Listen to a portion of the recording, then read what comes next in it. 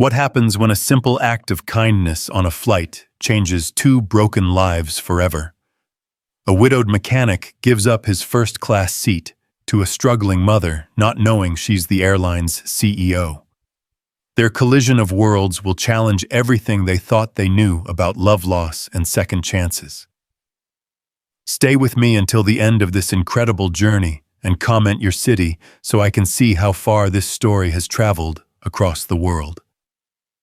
The morning sun cast long shadows across Detroit Metropolitan Airport as Daniel Carter adjusted his worn leather jacket and stared at the boarding pass in his calloused hands. First class, seat 2A. The letters seemed to mock him, written in crisp black ink on paper that felt too expensive for his rough fingers to hold. "This has to be a mistake," he whispered to himself, running a hand through his salt and pepper hair that had grown wilder in the months since Sarah's funeral. The gate agent, a middle-aged woman with kind eyes, had smiled when she handed him the upgraded boarding pass. "Mr. Carter, you're part of our resilience program. You qualified based on your application essay about rebuilding your life after loss. Congratulations." Rebuilding. The word tasted bitter in his mouth. How do you rebuild when the foundation of your world has crumbled to dust? How do you move forward when every breath feels like betrayal to the woman who should still be beside you? Daniel clutched the small photograph in his jacket pocket. Sarah at their wedding. Her eyes bright with dreams they'd never get to fulfill together. 10 years since he'd been on a plane. 10 years since that honeymoon trip to Hawaii when Sarah had squeezed his hand during takeoff and whispered, "Promise me we'll travel the world together." Another promise he couldn't keep. First-class passengers were now boarding Flight 447 to Denver. The gate agent announced, her voice cutting through his memories like a blade. Daniel hesitated. Part of him wanted to walk away to catch the next bus back to his small apartment above the auto shop, where he could lose himself in the familiar smell of motor oil and the comfort of engines that made sense. Unlike life. Unlike grief. Unlike the hollow ache that had taken residence in his chest. But Marcus, his 8-year-old son, had been so excited when Daniel told him about the business trip. "Dad, you're gonna fly in the clouds like Superman," Marcus had said, his gap-toothed grin the first genuine smile Daniel had seen from him since the funeral. "Mom would be so proud." Those words echoed now as Daniel forced his feet to move toward the boarding gate. Mom would be so proud. Sarah had always been the brave one, the dreamer, the one who pushed him beyond his comfort zone. She would have loved this, the upgrade, the adventure, the possibility of something new. The jetway felt like a tunnel to another world. Flight attendants greeted him with practiced smiles as he stepped onto the aircraft, their uniforms pristine and professional. The first-class cabin was a revelation, leather seats wide enough for 2 people, legroom that stretched for miles, and a sense of luxury that felt as foreign to him as speaking a different language. "Welcome aboard, Mr. Carter," a blonde flight attendant said, checking his boarding pass.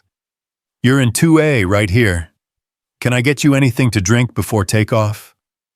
"Just water, please," Daniel replied, settling into the impossibly comfortable seat. Around him, other first-class passengers chatted quietly. Businessmen in expensive suits, women with designer handbags, travelers who belonged in this world of privilege and ease. He didn't belong here. These people probably flew first class every week, probably earned more in a month than he made in a year, fixing cars and changing oil. But the resilience program essay had been Marcus's idea.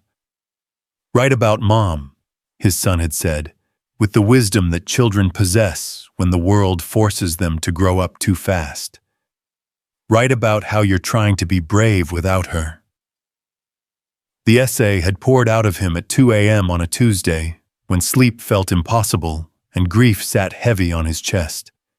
He'd written about love and loss, about raising a son alone, about finding purpose in the small acts of kindness that Sarah had taught him. He'd never expected anyone to read it, let alone reward it. As the plane filled with passengers, Daniel closed his eyes and tried to calm his racing heart. Flying had never bothered him before, but that was when Sarah was beside him, her hand warm in his, her laughter bright enough to chase away any fear. Sir, are you all right?" Daniel opened his eyes to find a young woman standing in the aisle, her face creased with concern. She was maybe 25, with auburn hair pulled back in a messy ponytail, and exhaustion written in the lines around her eyes. In her arms, she held a baby who couldn't have been more than 6 months old, a little girl with chubby cheeks and tears streaming down her face. "I'm fine," Daniel said, straightening in his seat. "Is everything okay with you?" The woman, Grace, according to the name tag, partially visible beneath her wrinkled cardigan, shifted the crying baby to her other arm. "I'm so sorry to bother you. I was supposed to be in first class, but there was a mix-up with my reservation, and they moved me to the back. My daughter Emma, she's been crying for hours, and I just..." Her voice cracked, and Daniel could see the exhaustion threatening to overwhelm her. "I know this sounds crazy, but she always calms down in first class. The extra space, the quieter environment. I've flown with her before, and it's the only thing that works." Daniel looked at the baby Emma, whose tiny fists were clenched as she wailed. The sound cut straight through him, not with annoyance, but with empathy. He'd heard that same desperate cry from Marcus during those first terrible months after Sarah's death, when nothing he did seemed to comfort his son. "Where's your seat?" Daniel asked, already knowing what he was going to do. 32C, middle seat in the back." Grace's voice was barely above a whisper, shame coloring her words. "Look, I know this is an insane request. I know you paid for this seat, and you have every right to be here. I just thought, maybe..." Daniel stood up, gathering his small carry-on bag. The first-class cabin suddenly felt too luxurious, too removed from the real world, where mothers struggled alone with crying babies and seats were precious commodities. "Take it," he said simply. Grace stared at him, as if he'd spoken in a foreign language. "I'm sorry, what? Take the seat. 2A. She needs it more than I do." The baby's cries seemed to pause for a moment, as if she could sense the shift in the universe around her. Other first-class passengers had turned to watch the exchange, some with curiosity, others with barely concealed annoyance at the disruption.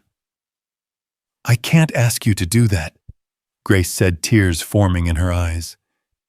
"This seat probably cost you a fortune, and You're not asking," Daniel interrupted gently. "I'm offering. And for what it's worth, I didn't pay for it. Sometimes the universe gives us exactly what we need, even when we don't know we need it." He shouldered his bag and gestured toward the seat. "Please, let me do this." Grace's composure finally cracked. Tears spilled down her cheeks as she looked at this stranger, this man with kind eyes and gentle hands, who was giving up luxury for a woman and baby he'd never met. "I don't even know your name," she whispered. "Daniel Carter. And you don't need to know anything else." As Grace settled into the first-class seat with Emma, something magical happened. The baby's cries slowly faded to whimpers, then to silence. The extra space, the softer lighting, the quieter atmosphere, it all worked exactly as Grace had hoped. Daniel made his way toward the back of the plane, ignoring the stares, and whispered conversations his action had sparked. The economy section was a different world, narrow seats, dim lighting, and the general chaos of too many people in too small a space. Seat 32C was indeed a middle seat, wedged between a businessman who smelled like coffee and cologne, and an elderly woman clutching a romance novel. Daniel squeezed into the space, his knees immediately hitting the seat in front of him. "Excuse me, are you the gentleman who gave up his first-class seat?" The elderly woman asked, her voice warm with curiosity. "Yes, ma'am," Daniel replied, trying to find a comfortable position in the cramped space. "Well, I think that's just wonderful. In 30 years of flying, I've never seen anything like it." She patted his arm with a gnarled hand. "Your mother raised you right." Daniel smiled, thinking of his own mother who had passed 5 years earlier, and of Sarah who had shown him what real kindness looked like. Something like that. As the plane prepared for takeoff, Daniel pulled out Sarah's photograph. In the dim economy lighting, her smile seemed even more radiant, her eyes bright with the love that had sustained him through 10 years of marriage and continued to guide him now. "I hope I'm doing this right, baby," he whispered to the photo. "I hope you'd be proud." The businessman beside him glanced over his expression, softening when he saw the photograph. "Your wife was. She passed 8 months ago." "I'm sorry for your loss." The man extended his hand. "Robert Chen. And for what it's worth, what you did up there, that was something special." Daniel shook the offered hand. "Daniel Carter. And it really wasn't anything special. Just seemed like the right thing to do." "That's exactly what makes it special," Robert said. "Most people wouldn't have even noticed her struggling, let alone given up a first-class seat to help." As the plane lifted off the runway, Daniel thought about that observation. In the months since Sarah's death, he'd become acutely aware of other people's pain. Grief had a way of opening your eyes to suffering you might have missed before. The single mother counting change at the grocery store, the elderly man struggling with his walker, the child crying for a parent who couldn't comfort them. Maybe that was Sarah's final gift to him, the ability to see past his own pain to the needs of others. The flight attendant came by with the beverage cart, and Daniel ordered a coffee. As she handed him the small cup, she leaned in close. "I wanted to thank you," she said quietly. "What you did for that mother and baby, it's the kind of thing that reminds us why we love this job. Kindness like that is rare." Daniel felt heat rise in his cheeks. Really, it was nothing. "It was everything to her," the flight attendant replied. "She told me she's been traveling alone with the baby for 3 days, going from one family emergency to another. She was at her breaking point." The information hit Daniel like a physical blow. 3 days of traveling alone with a baby, dealing with family emergencies. He thought of his own struggles in the months after Sarah's death, how overwhelming simple tasks had become, how the weight of single parenthood had nearly crushed him. "Is she okay now?"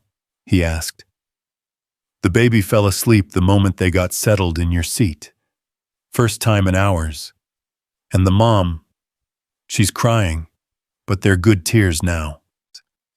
Daniel nodded, a warmth spreading through his chest that had nothing to do with the coffee. This was what Sarah had always told him, that kindness didn't require grand gestures, just the willingness to see when someone needed help and the courage to act. The flight continued smoothly, and Daniel found himself in conversation with his seatmates. Robert, it turned out, was returning from his own difficult journey, visiting his father, who was in the final stages of cancer. The elderly woman, Margaret, was flying to meet her newest great-grandchild. "Life's funny," Margaret said, her voice thoughtful as she gazed out the small window. "We're all just strangers on a plane, but we're all carrying our own stories, our own joys and sorrows."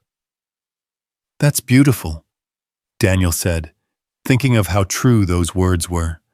Every person on this plane had a story, love found and lost, dreams achieved and deferred, moments of triumph and defeat. "Your wife," Margaret continued, "she must have been quite a woman to inspire the kind of man who gives up his first-class seat for a stranger." Daniel's throat tightened. She was. She taught me that kindness is a choice you make every day, not just when it's convenient or when people are watching. She said that the smallest acts of kindness could change someone's entire day, maybe even their entire life. Smart woman, Robert added. My grandmother used to say something similar, that kindness is the only language everyone understands. As the plane began its descent into Denver, Daniel felt a shift inside himself. For the first time since Sarah's death, he felt lighter. Not because his grief had disappeared. It was still there, a constant companion that he was learning to carry. But because he'd done something that honored her memory, something that made the world a little bit brighter. The plane touched down smoothly, and passengers began the familiar ritual of gathering their belongings and preparing to disembark. Daniel remained seated, letting the rush of people flow around him. He was in no hurry. His connecting flight wasn't for another 2 hours. As the cabin emptied, he noticed the woman Grace approaching from first class. Emma was sleeping peacefully in her arms, her tiny face serene and content. Mr. Carter. Grace's voice was soft, hesitant. Daniel looked up, struck again by how young she seemed, how exhausted but grateful. I wanted to thank you, she continued, settling into the aisle seat that Robert had vacated. Not just for the seat, but for seeing us, for caring enough to help when you didn't have to. Anyone would have done the same thing, Daniel said, though he knew that wasn't entirely true. Grace smiled a sad but genuine expression. No, they wouldn't have. I've been traveling with Emma for 3 days, and you're the first person who even acknowledged that we were struggling, let alone offered help. She shifted the sleeping baby to her other arm, and Daniel caught a glimpse of her boarding pass tucked into her cardigan pocket. The name printed there made his heart skip. G. Morgan, CEO. You're Grace Morgan, he said, the pieces suddenly clicking into place. Grace's expression tightened slightly. You know who I am. I recognize the name. You're the CEO of Mountain West Airlines, aren't you? For a moment, Grace looked like she wanted to deny it, to maintain the anonymity that had allowed their interaction to be purely human, unmarked by titles or corporate hierarchy. Yes, she said finally. But right now, I'm just a very grateful mother whose baby is finally sleeping thanks to a stranger's kindness. Daniel processed this information, trying to reconcile the exhausted young woman in front of him with the powerful executive he'd read about in business magazines. Grace Morgan had taken over Mountain West Airlines 3 years ago after her father's sudden death, becoming one of the youngest female CEOs in the aviation industry. I'm sorry, he said. I didn't mean to make you uncomfortable. Your position doesn't change anything about what happened today. Doesn't it? Grace asked, her voice carrying a weight that suggested she'd been disappointed by people's motivations before. Most people, when they find out who I am, they want something. A favor, a job, a connection. Daniel met her gaze steadily. I don't want anything from you except to know that you and Emma made it through your trip safely. The rest, your job, your company, that's your world. I fix cars in Detroit. Our paths crossed for a few hours on a plane, and that's probably the only time they ever will. Something in Grace's expression softened, a guardedness melting away. You really mean that? I really do. Emma stirred in her arms, making small sounds that threatened to become cries again. Grace automatically began rocking, her emotion so natural, it was clear she'd done it thousands of times. She's beautiful, Daniel said, thinking of Marcus at that age, all chubby cheeks and wonder at the world. She's everything, Grace replied simply. Her father, he's not in the picture. It's just us trying to figure it out day by day. The admission hung between them, two single parents recognizing something in each other. Daniel thought of all the nights he'd walked the floor with Marcus, all the moments when he'd felt completely lost and overwhelmed. How old is she? 6 months next week. What about you? Do you have children? A son. Marcus. He's 8. Daniel pulled out his phone, showing Grace a picture of Marcus grinning at the camera, missing 2 front teeth. He's the reason I was on this plane, actually. Work conference, but he was so excited about me flying. He looks like you, Grace said, studying the photo. Same kind eyes. His mother's smile, though, she was the best parts of both of us. Grace heard the past tense, understood its implications. I'm sorry. Thank you. It's been 8 months, and some days are better than others. But Marcus keeps me moving forward. Kids have a way of not letting you stay stuck in grief. They do, Grace agreed, looking down at Emma. This little one saved me in ways I'm still figuring out. The plane had almost completely emptied now, just a few stragglers gathering their belongings from the overhead bins. The cleaning crew would be boarding soon, but for this moment, it felt like they existed in a bubble outside of time and obligation. Can I ask you something? Grace said suddenly. Sure. Why did you really give up your seat, and don't say it was nothing, because we both know it wasn't? Daniel considered the question, thinking of Sarah's photograph in his pocket, of Marcus's excitement about the trip, of the months of grief and healing that had led him to this moment. My wife always said that kindness was the most important thing we could teach our son. Not success or wealth or achievement, but kindness. After she died, I lost sight of that for a while. I was so wrapped up in my own pain that I stopped seeing other people's. He paused, choosing his words carefully. Today, I saw you struggling, and for the first time in months, I knew exactly what I needed to do. It felt like she was guiding me. Grace was quiet for a long moment, Emma sleeping peacefully in her arms. When she spoke, her voice was soft with emotion. Your wife sounds like she was an amazing woman. She was. She would have liked you, I think. She always said that strength wasn't about never falling down, but about getting back up when you did.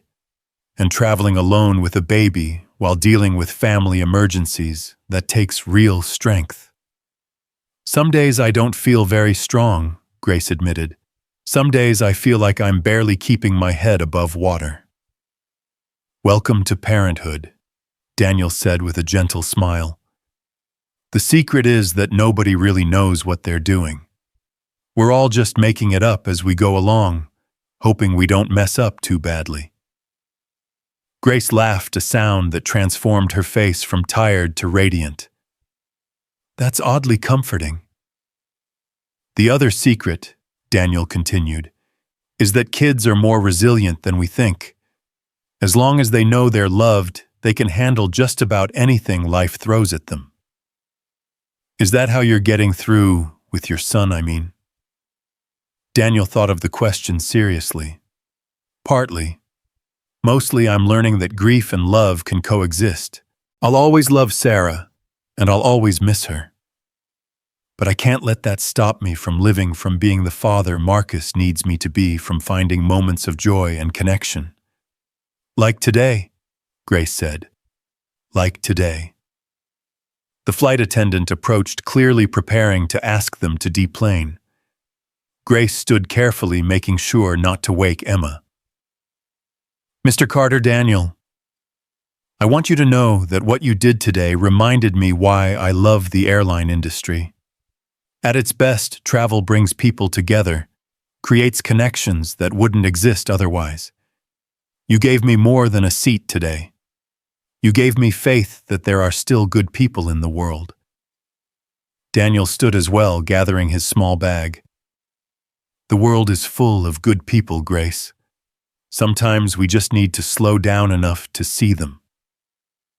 They walked together toward the front of the plane, two strangers who had become something more through a simple act of kindness. At the jetway, they paused. I don't suppose you'd be willing to give me your contact information, Grace asked, then quickly added, not for business reasons. I'd like Emma to know, when she's older, about the kind man who helped us when we needed it most. Daniel smiled, thinking of Marcus and the story he'd have to tell when he got home. Of course. They exchanged information quickly, and then Grace was walking away, Emma still sleeping peacefully in her arms. Daniel watched them go, struck by the strange turns life could take. This morning he'd been a grieving widower, dreading a business trip. Now he felt like he'd been part of something larger than himself, something that connected him to the world in a way he hadn't felt since Sarah's death. As he made his way through the Denver airport toward his connecting gate, Daniel pulled out his phone and called Marcus. Dad, did you fly in the clouds? Was it awesome? It was pretty awesome, buddy. And I've got a story to tell you when I get home. About flying, about kindness, and how sometimes the smallest things we do can make the biggest difference. Like when Mom helped that lady at the grocery store. Daniel's throat tightened. Marcus still talked about Sarah in the present tense sometimes, as if she might walk through the door at any moment. Exactly like that, Marcus. Exactly like that. As he settled into his gate area to wait for his connecting flight, Daniel felt Sarah's presence more strongly than he had in months. Not as a weight of grief, but as a warm reminder of the love that continued to guide him. Today had been about more than giving up a seat. It had been about honoring the woman who had taught him that kindness was never wasted, that small acts of compassion could ripple outward in ways you might never know. He didn't know that Grace Morgan was sitting in the airline's private lounge. Emma finally awake and alert in her arms, thinking about the stranger who had restored her faith in humanity. He didn't know that she was already making plans to find him again, not as a CEO looking to reward good behavior, but as a mother who wanted to make sure kindness was repaid with kindness. Daniel Carter thought their story was over a brief encounter that would live in memory as a reminder of what was good in the world. He had no idea that their story was just beginning. 3 days had passed since the flight, and Daniel found himself staring at Grace Morgan's business card more often than he cared to admit.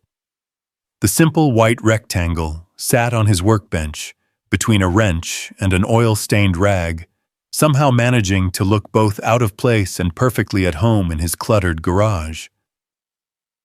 "Dad, you're doing that thing again," Marcus said from his perch on a milk crate where he was supposedly doing homework, but was actually watching Daniel work on Mrs. Henderson's ancient Buick. "What thing?" Daniel asked, though he knew exactly what his son meant. "That thing where you stare at stuff and get all quiet and weird." Marcus pushed his glasses up his nose, a habit he'd inherited from Sarah. "Like when you look at Mom's picture too long." Daniel felt his chest tighten. 8 months, and Marcus still had the uncanny ability to see straight through him. "I'm not staring at anything, buddy. Just thinking about this engine problem." "Uh-huh." Marcus hopped down from his crate and walked over to the workbench, his small fingers touching the edge of Grace's business card. "Who's Grace Morgan, and why does her card say CEO on it?" "She's someone I met on the plane. Remember I told you about helping the lady with the baby?" Marcus's eyes lit up with understanding. "The crying baby lady. She gave you her card." "That's so cool. Are you going to call her?" "It's not that simple, Marcus." "Why not?" "You helped her. She wanted to say thank you. Mom always said thank you notes were important." Daniel wiped his hands on a rag, buying time. How could he explain to an 8-year-old that he was terrified of reaching out to Grace, that every time he thought about calling her, he felt like he was somehow betraying Sarah's memory? That the simple act of connecting with another woman, even platonically, felt like stepping off a cliff into unknown territory. Sometimes grown-up friendships are complicated.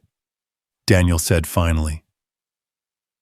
Everything's complicated when you're a grown-up, Marcus replied with the matter-of-fact wisdom that children possessed. That's why kids have it better. We just say hi and play together. Before Daniel could respond, the garage door chimed, announcing a customer. He looked up to see a sleek black sedan pulling into the bay, its engine purring with the kind of precision that spoke of expensive engineering and regular maintenance. "Fancy car," Marcus whispered. The driver's door opened, and Daniel's heart nearly stopped. Grace Morgan stepped out, looking every inch the CEO in a charcoal gray suit and low heels. Her hair was pulled back in a neat chignon, and she moved with the confident grace of someone accustomed to boardrooms and billion-dollar decisions. But her eyes, those same tired, grateful eyes from the plane, found his immediately. "Mr. Carter," she called, her voice carrying across the garage. Daniel stood frozen for a moment, acutely aware of the grease under his fingernails and the motor oil stain on his work shirt. This was her world: power suits and luxury cars, and the kind of success he could only imagine. What was she doing here? "Grace," he said, walking toward her with Marcus trailing behind him like a curious shadow. "This is unexpected. I hope you don't mind me dropping by unannounced. I was in Detroit for meetings, and I wanted to thank you properly." She glanced around the garage, taking in the organized chaos of tools and parts and half-finished repairs. "This is your shop, Carter's Auto Repair," Daniel confirmed, gesturing to the hand-painted sign that had been hanging crooked for 3 years. "Nothing fancy, but it keeps the lights on." Grace smiled, and Daniel was struck by how different she looked when she wasn't exhausted and overwhelmed. "It's perfect. There's something honest about a place where people fix things with their hands." "You can say that again," Marcus piped up, stepping forward with the fearless curiosity of childhood. "My dad can fix anything. Cars, bikes, even our toaster that one time it started smoking." Grace's smile widened as she crouched down to Marcus's eye level. "You must be Marcus. Your dad told me about you on the plane." "He told me about you too. You're the crying baby lady." "Marcus," Daniel said quickly, heat rising in his cheeks. But Grace laughed, a sound that seemed to brighten the entire garage. "It's okay. I definitely was the crying baby lady that day. Is Emma crying now?" She gestured toward the sedan, where Daniel could see a car seat in the back. "She's actually sleeping. First time all week she's napped in the car. I think she likes the engine noise." "Smart baby," Marcus declared. "Dad always says car engines are like lullabies if you know how to listen." Grace stood, her eyes meeting Daniel's. "Your father sounds like a wise man." "The wisest," Marcus agreed. "Except when he burns dinner. Then he's just regular smart." Daniel felt his face flush deeper. "Marcus, why don't you go finish your homework? I'll call you when we're done talking." "But this is the most interesting thing that's happened all week," Marcus protested. "Homework, now." Marcus sighed dramatically, but retreated to his milk crate, though Daniel noticed he positioned himself within earshot. Some things never changed. "He's wonderful," Grace said softly. "He has your eyes, but there's something else there too, his mother's spirit." Daniel nodded, surprised by how easily she'd seen it. "Sarah always said he got her curiosity and my stubbornness. Dangerous combination. The best ones usually are." Grace seemed to hesitate for a moment, then reached into her purse and pulled out a small package wrapped in silver paper. "I brought you something. A thank you gift." "Grace, you didn't need to." "Please, let me do this." She held out the package, and after a moment's hesitation, Daniel accepted it. The wrapping paper fell away to reveal a leather portfolio, rich brown and supple with age. Inside was a lifetime first-class pass for Mountain West Airlines embossed with his name in gold lettering. Daniel stared at the pass, his mind struggling to process what he was seeing. "Grace, I can't accept this. This is worth... I don't even know what this is worth." "It's worth exactly what your kindness was worth to me that day," she replied firmly, "which is immeasurable. But this is too much, way too much." Grace stepped closer, her voice dropping to a tone that was both professional and deeply personal. "Daniel, do you know what I was doing before I got on that plane I was flying back from my mother's funeral?" The words hit him like a physical blow. Daniel's hand tightened on the portfolio as understanding washed over him. "Grace, I'm so sorry. 3 days of flights, 3 days of dealing with lawyers and funeral arrangements and family members who wanted to know when I'd be stepping down from the company to focus on being a mother." Her voice carried a bitterness that spoke of deeper wounds. "I was at my breaking point when Emma started crying. I felt like the worst mother in the world, like I was failing her the same way I'd apparently failed everyone else." "You weren't failing anyone." "Wasn't I? I'd just buried my mother, the only person who really understood what it meant to be a woman in my position.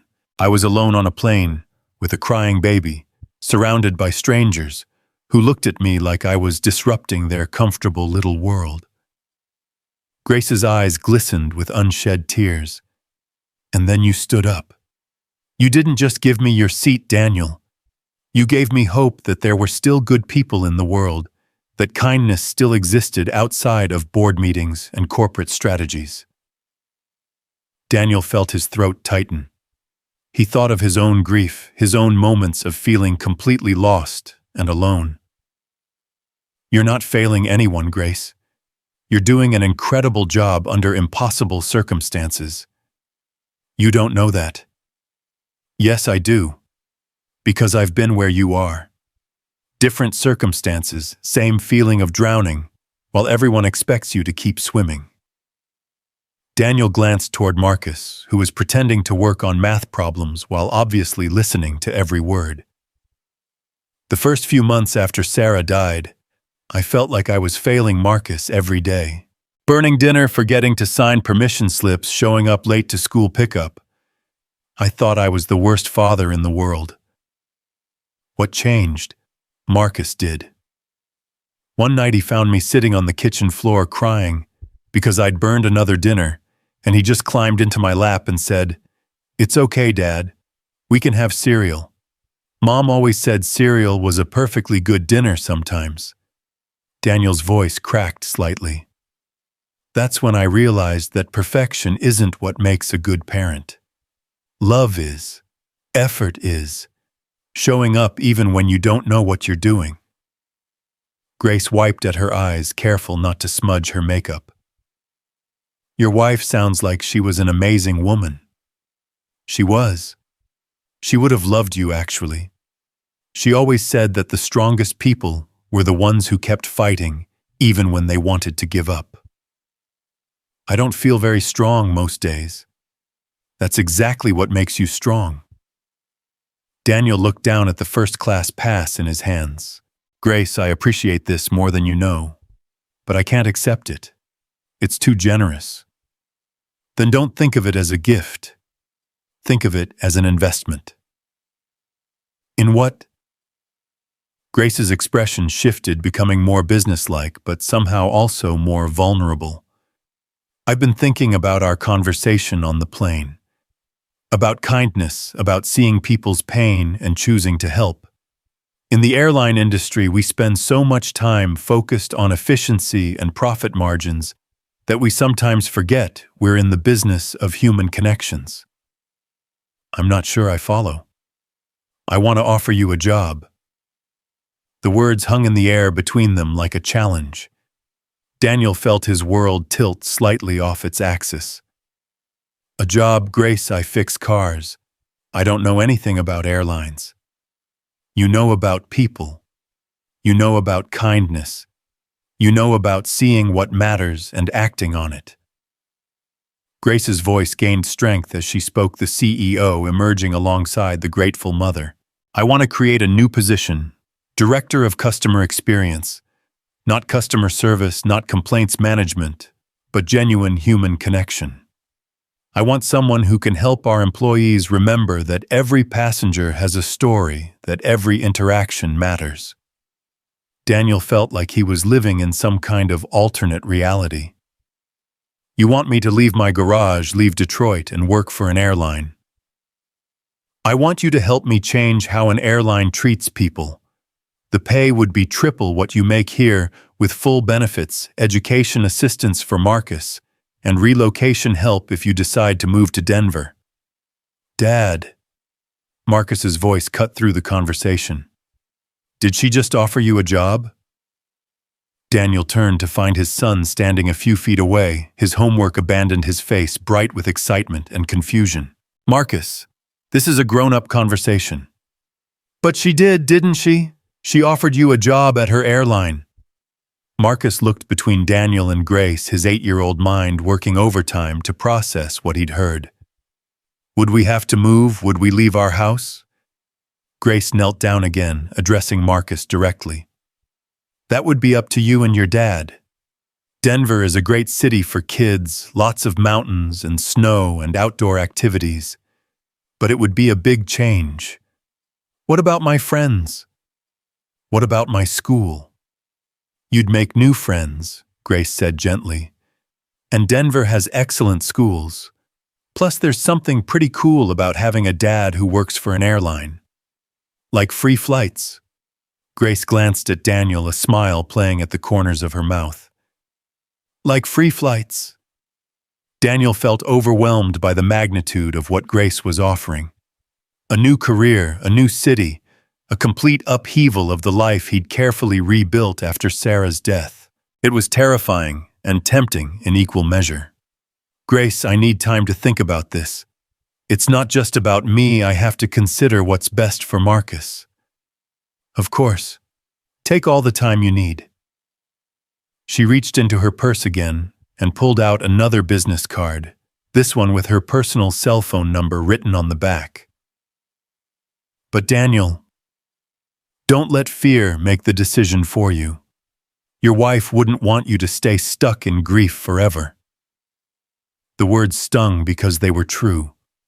Sarah had always pushed him to take chances, to believe in himself, even when he didn't feel worthy of good things.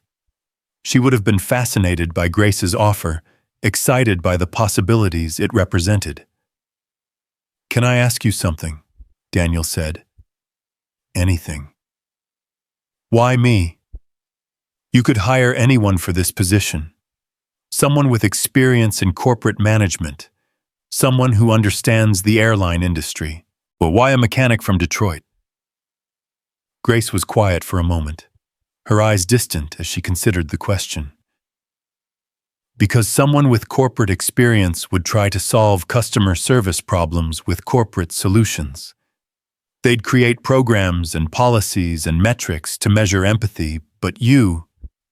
She paused, looking directly at him. You gave up your first-class seat without thinking about company policy or customer satisfaction scores. You saw a need and you acted. That's not something you can teach in business school. But I don't know anything about running customer experience for an airline. You know everything that matters. The rest we can figure out together. Daniel felt Marcus tugging on his sleeve. Dad, can we talk about this, just us? Sure, buddy. Daniel looked at Grace. Would you mind if we stepped outside for a minute? Not at all. I'll wait here. Daniel and Marcus walked out of the garage into the late afternoon sunlight. The parking lot was quiet, except for the distant sound of traffic and the occasional bird call from the oak tree that Sarah had planted the year before she died. Dad, are you going to take the job? Marcus asked, his voice small with uncertainty. I don't know, buddy. What do you think? Marcus kicked at a loose piece of gravel, his brow furrowed in concentration. I like Grace. She seems nice. And she has a baby, which is cool. But, but I like our house. And Mrs. Henderson next door makes the best cookies.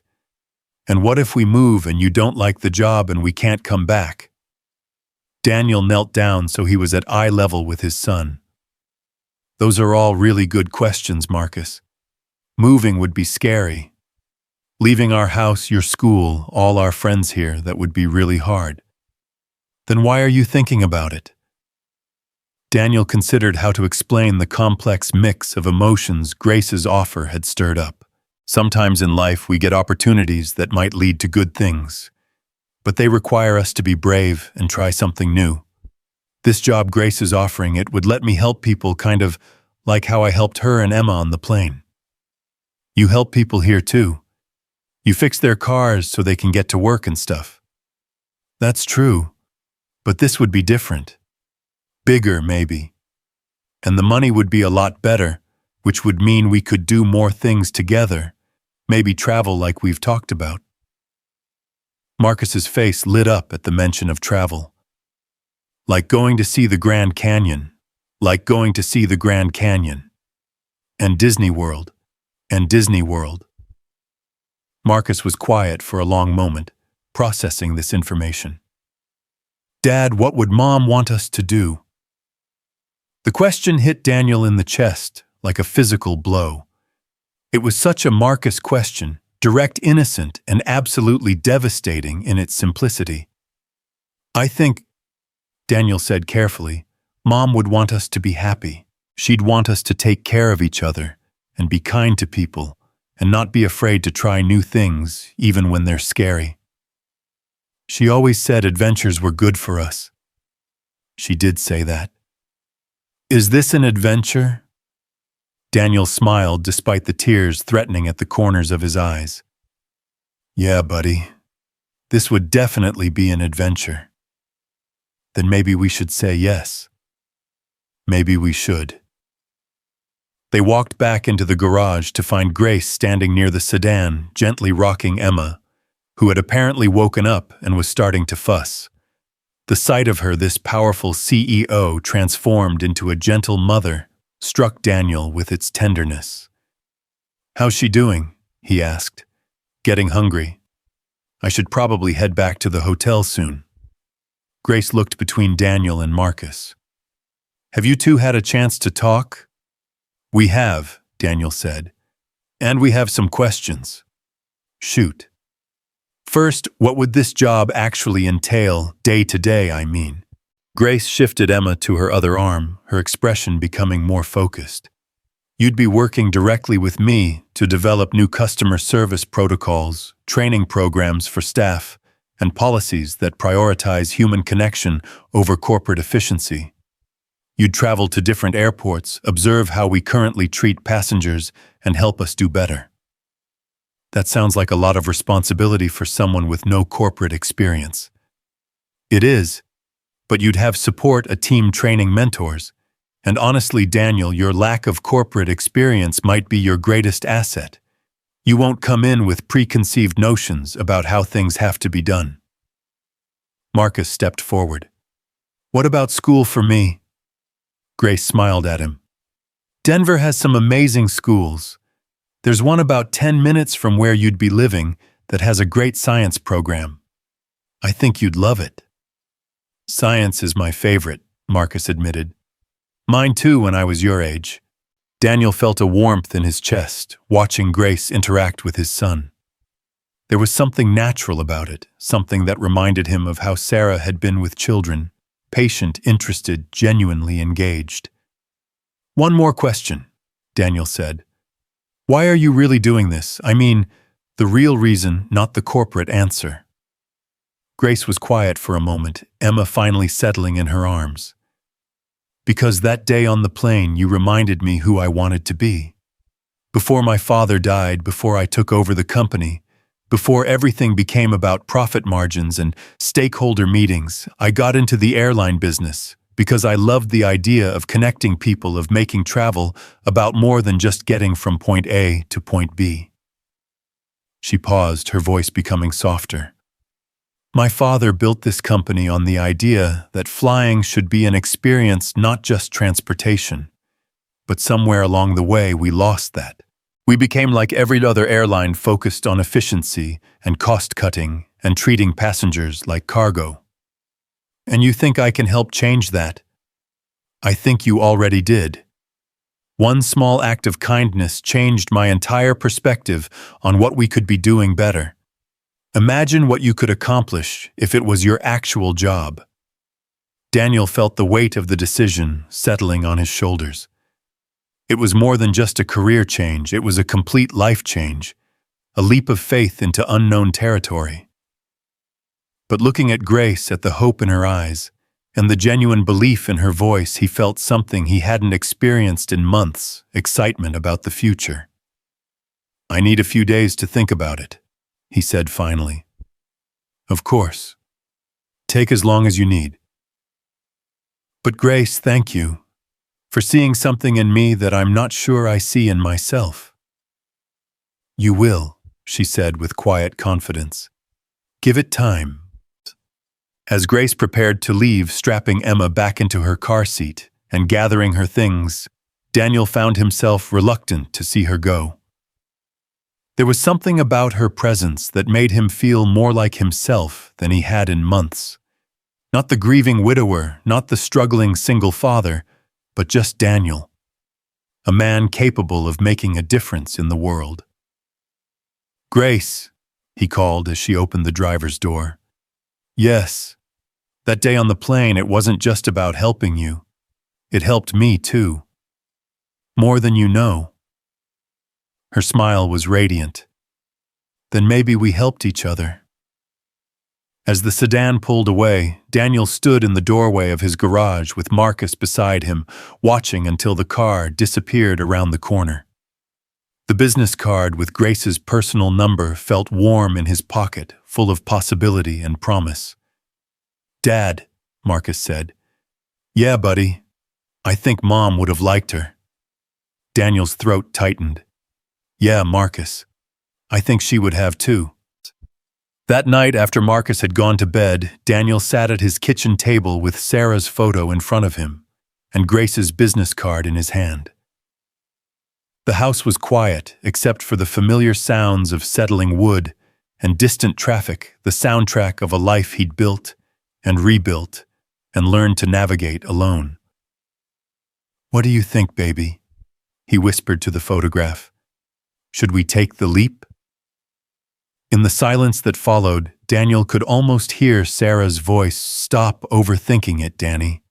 Some opportunities come disguised as coincidences. Some people come into our lives exactly when we need them most." He picked up his phone and typed a simple text. "Grace, it's Daniel. I'm interested in learning more about the position. Would you have time to talk tomorrow?" The response came back almost immediately. "I'd love to. How about coffee? There's a place called Rosie's Diner about 10 minutes from your shop. Does 10 a.m. work?" Daniel smiled, remembering how Sarah had always said that the best decisions were the ones that scared you a little bit. "Perfect. See you there." As he prepared for bed, Daniel felt something shifting inside himself. Not the heavy weight of grief lifting that would always be part of him, but the gradual recognition that life could hold more than just survival. It could hold hope. It could hold connection. It could hold the possibility of second chances even when you weren't sure you deserved them. Tomorrow, he would sit across from Grace Morgan in a small-town diner and talk about airlines and customer service and the logistics of completely changing his life. But tonight, he would fall asleep thinking about kindness and coincidence and the strange ways that helping someone else could end up saving yourself. Rosie's Diner occupied a corner lot that had seen better decades. Its red vinyl booths and chrome fixtures holding on to the promise of simpler times when coffee was strong and conversations mattered more than quarterly earnings. Daniel arrived 10 minutes early, his hands betraying his nervousness, as he adjusted his collar for the third time. He'd chosen his best shirt, a navy button-down, that Sarah had bought him for their last anniversary, and traded his usual work boots for the leather shoes that only emerged for funerals and parent-teacher conferences. The morning rush had died down, leaving only a handful of regulars nursing coffee and reading newspapers. Daniel chose a booth near the window where he could watch for Grace's arrival, though part of him wondered if she would show up at all. In the harsh light of morning, yesterday's job offer seemed like something from a dream, too good and too terrifying to be real. "More coffee, hon." The waitress, a woman in her 60s with kind eyes and silver hair pulled back in a practical bun, appeared at his elbow with a steaming pot. "Please," Daniel said, though his hands were already shaking slightly from caffeine and nerves. "You waiting for someone special?" she asked, her voice carrying the gentle curiosity that came from decades of watching people's stories unfold in vinyl booths. "A business meeting, actually." "In Rosie's," she chuckled. "Well, that's a first. Most folks who have business meetings around here stick to the chain places out by the highway." Before Daniel could respond, the bell above the door chimed, and Grace walked in. She'd traded yesterday's power suit for dark jeans and a cream sweater, her hair loose around her shoulders, looking more like the exhausted mother from the plane than the CEO who'd stood in his garage offering to change his life. "That her?" the waitress asked, following Daniel's gaze. "That's her. Pretty thing. Looks tired, though. Y'all want some privacy?" "That would be great, thanks." Grace spotted him and smiled, that same genuine expression that had first caught his attention on the plane. She carried Emma in a baby carrier against her chest, the little girl alert and curious, her dark eyes taking in the unfamiliar surroundings. "I hope you don't mind that I brought Emma," Grace said as she slid into the booth across from him. "My regular babysitter canceled and I didn't want to reschedule." "Of course not. How's she doing?" "Much better. I think the change of scenery is helping both of us." Grace adjusted the carrier so Emma could see Daniel. "Say hi to Mr. Carter, sweetheart." Emma gurgled and waved a tiny fist, and Daniel felt his heart do something complicated in his chest. There was something about babies that cut straight through all the protective walls adults built. Their pure trust, their unguarded joy, their ability to find wonder in the simplest things. "She's beautiful," Daniel said, and meant it. "She's my world," Grace replied simply. "Everything I do, every decision I make, it all comes back to her." The waitress approached with another coffee cup and a knowing smile. "What can I get you folks this morning?" They ordered coffee and toast for Grace, scrambled eggs and bacon for Daniel, and fell into the kind of easy conversation that felt impossible given the circumstances. Grace asked about Marcus's school, about the garage, about life in Detroit.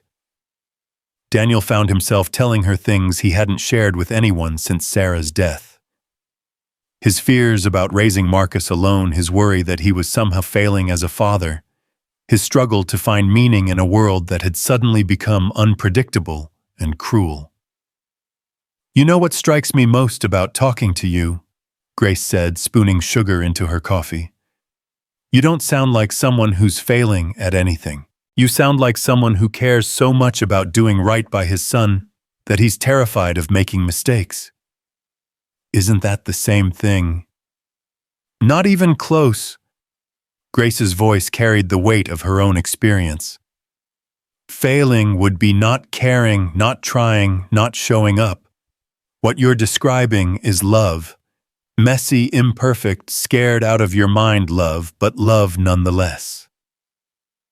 Emma fussed slightly, and Grace automatically began the gentle swaying motion that all parents learned by necessity. "I spend most of my days feeling like I'm one decision away from ruining everything. The company, Emma's future, my own sanity. But a wise man once told me that perfection isn't what makes a good parent." Daniel smiled. "I seem to remember saying something like that." "You did, and it's been getting me through the hard days ever since."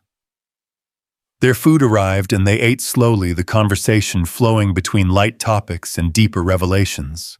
Grace told him about taking over the airline after her father's sudden heart attack, about the board members who'd questioned her ability to lead, about the loneliness of being responsible for thousands of employees while learning to navigate motherhood. Emma's father, Daniel ventured carefully.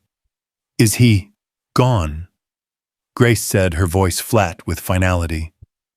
He made it very clear that a baby didn't fit into his life plans. His loss, obviously, but it left me pretty much starting from scratch in the parenting department. I can't imagine doing it without Sarah, especially in the beginning. You're stronger than you know. Some days I feel strong. Other days I feel like I'm barely holding it together with coffee and determination. Welcome to parenthood, Daniel said, echoing his words from the garage. The good news is that kids are remarkably resilient. The bad news is that we never stop worrying about messing them up. Grace laughed, and the sound transformed her face from tired executive to radiant woman. Your wife really was lucky to have you. I was the lucky one, Daniel said quietly. Sarah she was everything I wasn't. Brave, optimistic, sure of herself. She believed in people, believed in possibilities. I was just a guy who was good with his hands, and lucky enough that she saw something worth loving. She sounds amazing, but Daniel, you're describing yourself as if you're less than you are. The man who gave up his first-class seat for a stranger, who raised a son with such obvious love and kindness, who built a business that serves his community, that's not someone who's just good with his hands. Daniel felt heat rise in his cheeks. I just fix cars, Grace. It's honest work, but it's not exactly changing the world. Isn't it, though? Grace leaned forward, her expression becoming more intense. Yesterday, when I was in your garage, I watched you work on Mrs. Henderson's car. Marcus told me she's 86 and lives on Social Security. You charged her $20 for what was probably $200 worth of work. How did you? I asked Marcus while you were getting parts from the back. He said you do that a lot, help people who can't afford full-price repairs. He said his mom taught you that kindness was more important than money. Daniel shifted uncomfortably. It's not charity. Mrs. Henderson brings me cookies. And the single mother with 3 kids who needed her transmission fixed last month. What did she bring you? Daniel stared at Grace, wondering how she'd gathered so much information in such a short time. You've been investigating me. I've been getting to know you. There's a difference. Grace's voice softened. Daniel, you're already changing the world. One broken car, one act of kindness, one moment of human connection at a time. What I'm offering is just a bigger stage. Emma began to fuss in earnest, and Grace lifted her from the carrier, settling her against her shoulder with practiced ease. The baby immediately calmed, content to be close to her mother's warmth. Can I ask you something?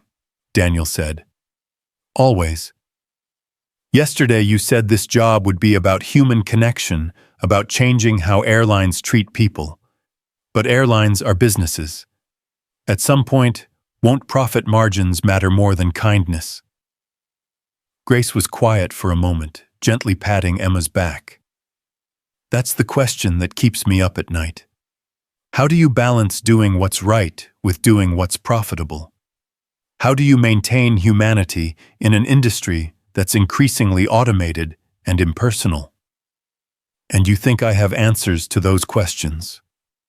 I think you understand something that most business leaders don't, that treating people well isn't just morally right, it's good business. Happy customers come back. Employees who feel valued work harder. Kindness creates loyalty in ways that discount prices never can. Daniel considered this, thinking about his own business model. He did give discounts to customers who couldn't afford full price, but those same customers also recommended his services to friends, left glowing reviews online, and trusted him with their most important transportation needs. "What would I actually be doing day to day?" he asked. Grace shifted Emma to her other arm, her expression becoming more focused. "Initially, you'd spend time in different airports, observing how we currently handle customer interactions. Not from a corporate oversight perspective, but as someone who understands what it feels like to be overwhelmed, stressed, or struggling. Like a secret shopper. More like a human translator. You'd help us understand what passengers really need, not what we think they need. Then you'd work with our training department to develop new approaches to customer service that prioritize empathy over efficiency. That sounds like it would make flights more expensive, not less. In the short term, maybe. But customer loyalty is worth more than quick profits. Happy passengers pay premium prices. They choose us over competitors even when we're not the cheapest option." Grace paused, studying Daniel's face. "Plus, there's something to be said for being able to look at yourself in the mirror at the end of the day." Emma gurgled against Grace's shoulder, and Daniel found himself smiling at the sound. There was something profound about conducting a business discussion while a baby provided an innocent soundtrack, reminding them both that all their corporate strategies ultimately served real people with real needs. "What about Marcus?" Daniel asked.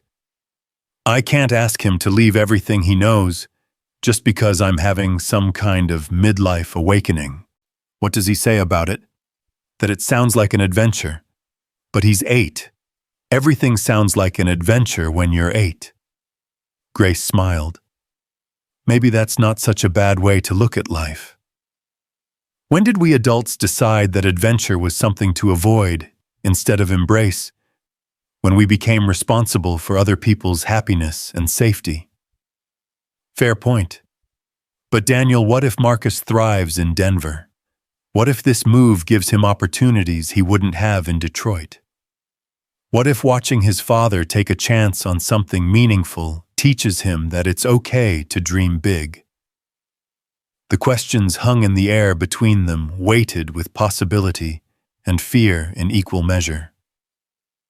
Daniel thought about Marcus's face when Grace had mentioned free flights, about his son's love of science and learning about the dreams that Sarah had harbored for their family.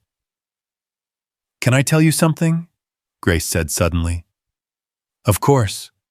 I've been CEO of this company for 3 years, and I've never felt more lost than I do right now. Not about the business, that part I can handle, but about the human element, about whether we're making people's lives better or just moving them from place to place like cargo. You hired me to fix that. I hired you to help me fix that. To remind me and everyone who works for us that we're in the business of human stories, not just transportation." Grace's voice grew stronger as she spoke. "Every passenger who boards our planes is carrying something: hope, fear, love, loss, excitement, dread. They're traveling to weddings and funerals, job interviews and family reunions, new beginnings and final goodbyes. And you want to honor that. I want to honor that. I want our employees to see what you saw on that plane, not an inconvenient crying baby, but a mother at her breaking point who needed help. I want us to be the airline that helps instead of the one that just processes." Emma had fallen asleep against Grace's shoulder, her tiny form rising and falling with each peaceful breath. The sight stirred something deep in Daniel's chest, a recognition of the fierce protectiveness that came with loving someone so completely. "What happens if I take this job and I'm terrible at it?" Daniel asked. "What happens if you don't take it and spend the rest of your life wondering what might have been?" The question echoed something Sarah used to say when Daniel hesitated to take chances. "The only real failure is not trying, Danny. Everything else is just learning." "I'd need to bring Marcus to Denver first, let him see the city, check out schools. This can't just be my decision." "Of course. I can arrange for both of you to fly out next weekend. We'll give Marcus the full tour school's neighborhoods, maybe even a behind-the-scenes look at the airport. Let him help make the decision. And if he hates it, then you stay in Detroit, and I'll keep looking for someone who can help us remember what kindness looks like." Grace's smile was gentle but determined. "But Daniel, I have a feeling Marcus is going to love it. Kids who are raised by parents like you tend to be pretty adaptable." Their waitress approached with the check, but Grace waved her away. "This is on me. Business expense. Grace, you don't have to. Let me do this. It's the least I can do for someone who's considering upending his entire life to help me save my company's soul." As they prepared to leave, Grace carefully transferred Emma back to the baby carrier, the little girl protesting briefly before settling into sleep again. Daniel watched the practiced motions, thinking about how much trust and love were contained in such a simple act. "Grace," he said, as they stood outside the diner, the morning sun casting long shadows across the parking lot. "Can I ask you one more question? Always. What if this is all some kind of elaborate guilt response? What if you're offering me this job because you feel bad about taking my first-class seat, not because you actually think I can do it?" Grace stopped walking and turned to face him fully, Emma sleeping peacefully against her chest. "Daniel Carter, I have built a multi-billion-dollar company by trusting my instincts about people. I didn't offer you this job because I feel guilty. I offered it because 5 minutes into our conversation on that plane, I knew you were someone special." "What do you mean?" "Most people, when they give up something valuable, they want recognition for it. They want other people to see their sacrifice, to acknowledge their kindness. You gave up that seat and then disappeared into economy class like it was nothing. You didn't want thanks or attention or reward. You just saw someone who needed help, and you helped." Grace paused, adjusting Emma's carrier with automatic maternal care. "Do you know how rare that is? How many corporate executives I've met who would donate millions to charity for the tax write-off and the photo opportunity, but wouldn't give up a first-class seat to help a struggling mother? I just did what anyone would do. No, you did what you would do, and that's exactly the perspective we need." Grace pulled her car keys from her purse. "I'm flying back to Denver this afternoon, but I'll have my assistant send you information about the weekend visit. Flight details, hotel reservations, school tour schedules, everything you and Marcus need to make an informed decision. Grace, I want you to know that regardless of what we decide meeting, you has meant more than you know. You've reminded me that there's still goodness in the world, still people worth taking chances for." Grace's eyes filled with tears. She quickly blinked away. "You did that for me first. On the worst day of my life, you showed me kindness when I needed it most. Now maybe I can return the favor." As Grace drove away, Daniel stood in the parking lot of Rosie's diner, feeling like his entire world had shifted on its axis. 3 days ago, he'd been a grieving widower trying to rebuild his life one day at a time. Now he was considering a complete transformation, new career, new city, new purpose. His phone buzzed with a text from Marcus' dad. "Mrs. Henderson wants to know if you can look at her car tomorrow. She made extra cookies." Daniel smiled, typing back, "Tell her yes, and ask if she has any advice about taking big chances." The response came quickly. "She says the best decisions are the ones that scare you a little. Also, she wants to know if you're dating the pretty lady from yesterday." Daniel laughed out loud in the empty parking lot. Leave it to Mrs. Henderson to cut straight to the heart of things. He wasn't dating Grace, they were barely friends, really. But there was something between them, something that went beyond gratitude and professional opportunity. "Tell Mrs. Henderson we're just friends," he texted back. "She says that's what your dad said about your mom, too." Daniel's chest tightened. His father had died when Daniel was 12, but he remembered the stories about how his parents had met two people thrown together by circumstance who discovered they made each other better. That afternoon, Daniel found himself working on Mrs. Henderson's ancient Buick, while Marcus sat nearby doing homework and asking endless questions about Denver. "Dad, do they have snow in Denver?" "Lots of snow." "What about baseball? Do they have a baseball team?" "The Colorado Rockies." "Are they good?" "Define good." Marcus giggled. "Dad, are you nervous about maybe moving?" Daniel paused in his work, considering the question. Terrified might be a better word. Why? Because moving would mean leaving everything we know. Our house, our friends, my business, your school. That's pretty scary. But we'd have each other, right? Always. Then maybe it's not that scary. Marcus looked up from his math homework. "Dad, do you like Grace?" The question caught Daniel off guard. "She seems like a nice person. Why?" "I don't know. You get different when you talk about her. Happy different. Different how? Like how you used to get when Mom was coming home from work. Like you were excited about something." Daniel set down his wrench, his chest tight with emotion.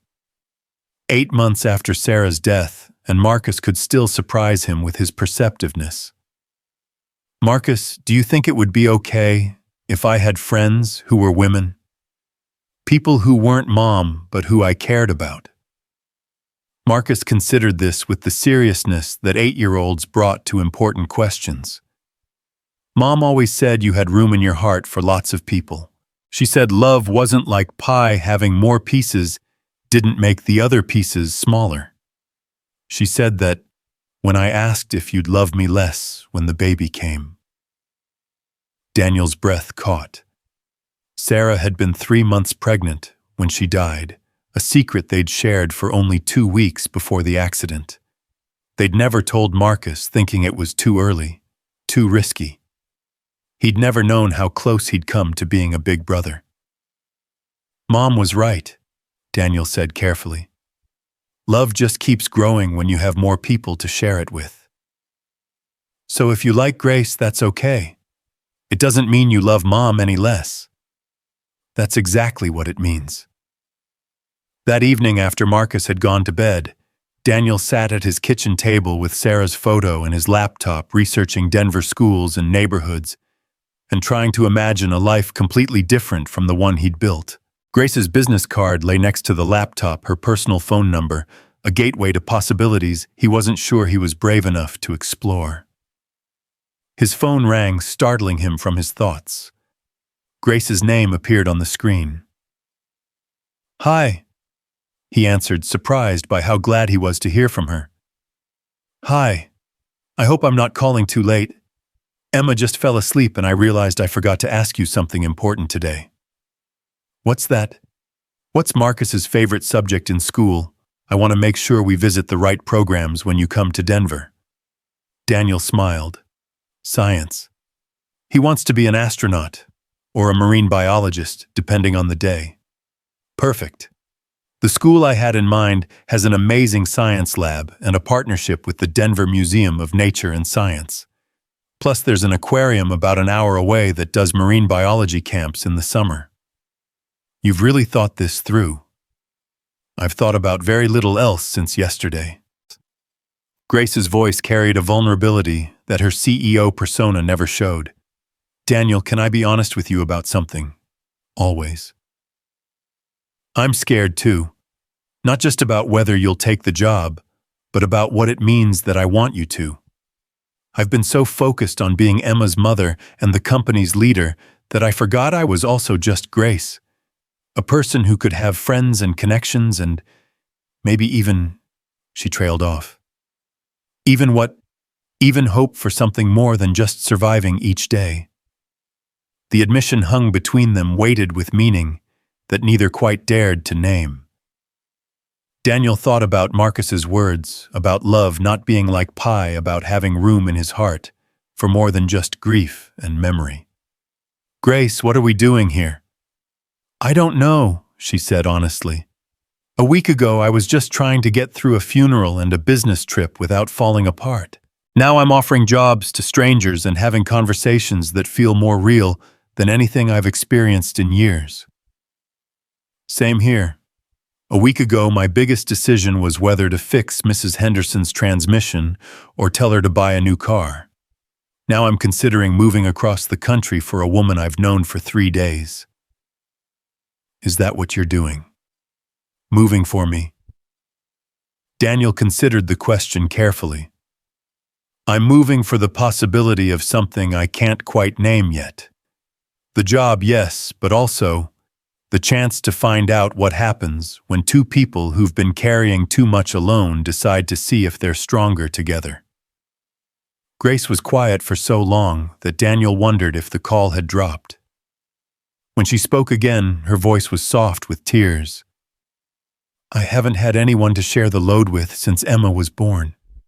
I'd forgotten what that might feel like." "It feels like this," Daniel said simply.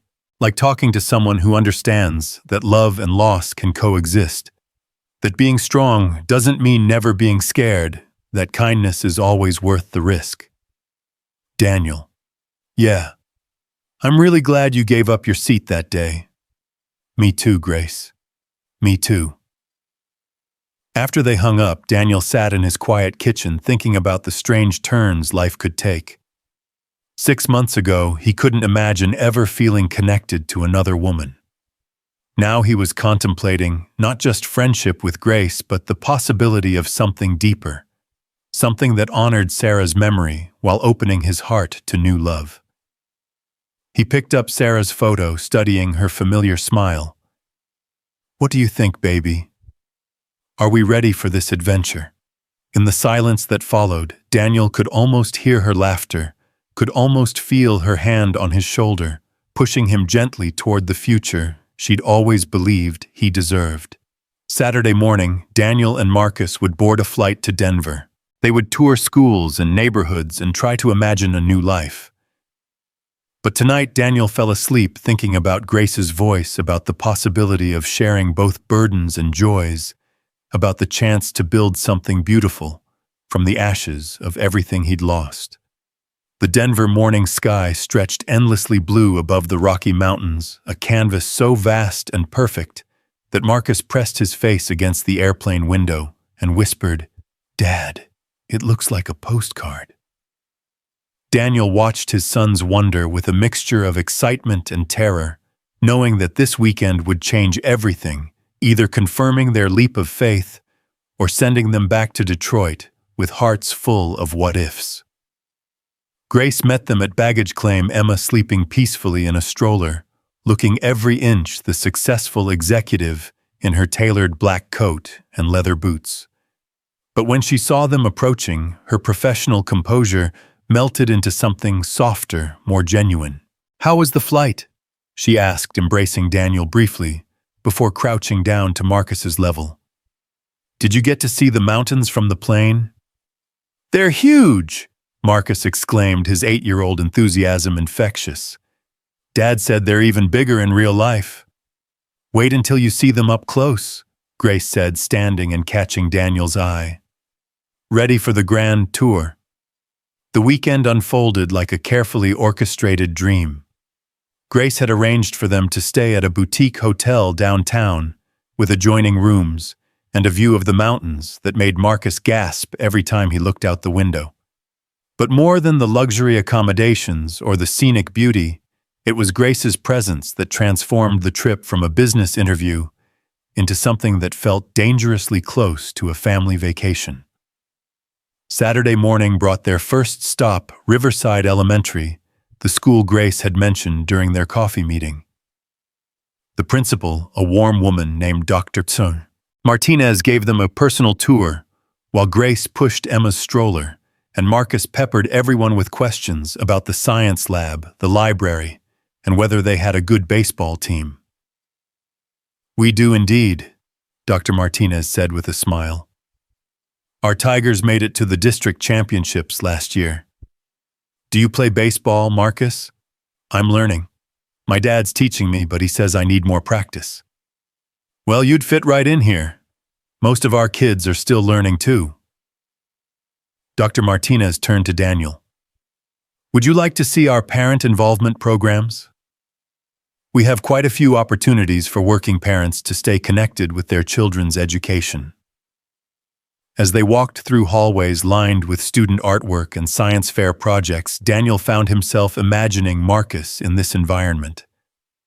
The school was newer than his current one in Detroit, with better equipment and smaller class sizes. But more importantly, there was an energy here, a sense of possibility that seemed to match his son's natural curiosity. "Dad, look at this," Marcus called from the science lab, where he'd discovered a microscope more sophisticated than anything at his current school. Dr. Martinez says they have marine biology units where they study real fish. "That's amazing, buddy," Daniel said, watching Grace watch Marcus, with the same indulgent smile she reserved for Emma. There was something profound about seeing her interact with his son, not the polite interest of a potential employer, but genuine engagement with a child's excitement.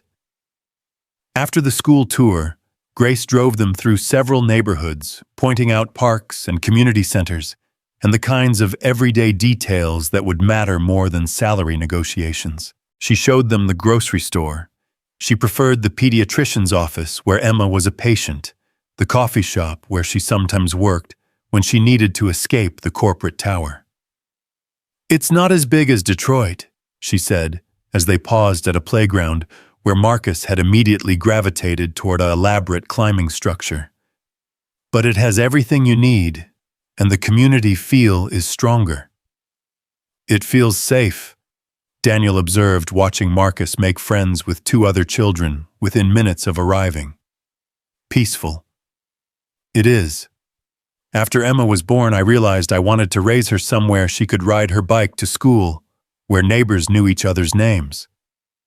Grace's voice carried a wistfulness that spoke of her own childhood dreams. "My father was always traveling for business.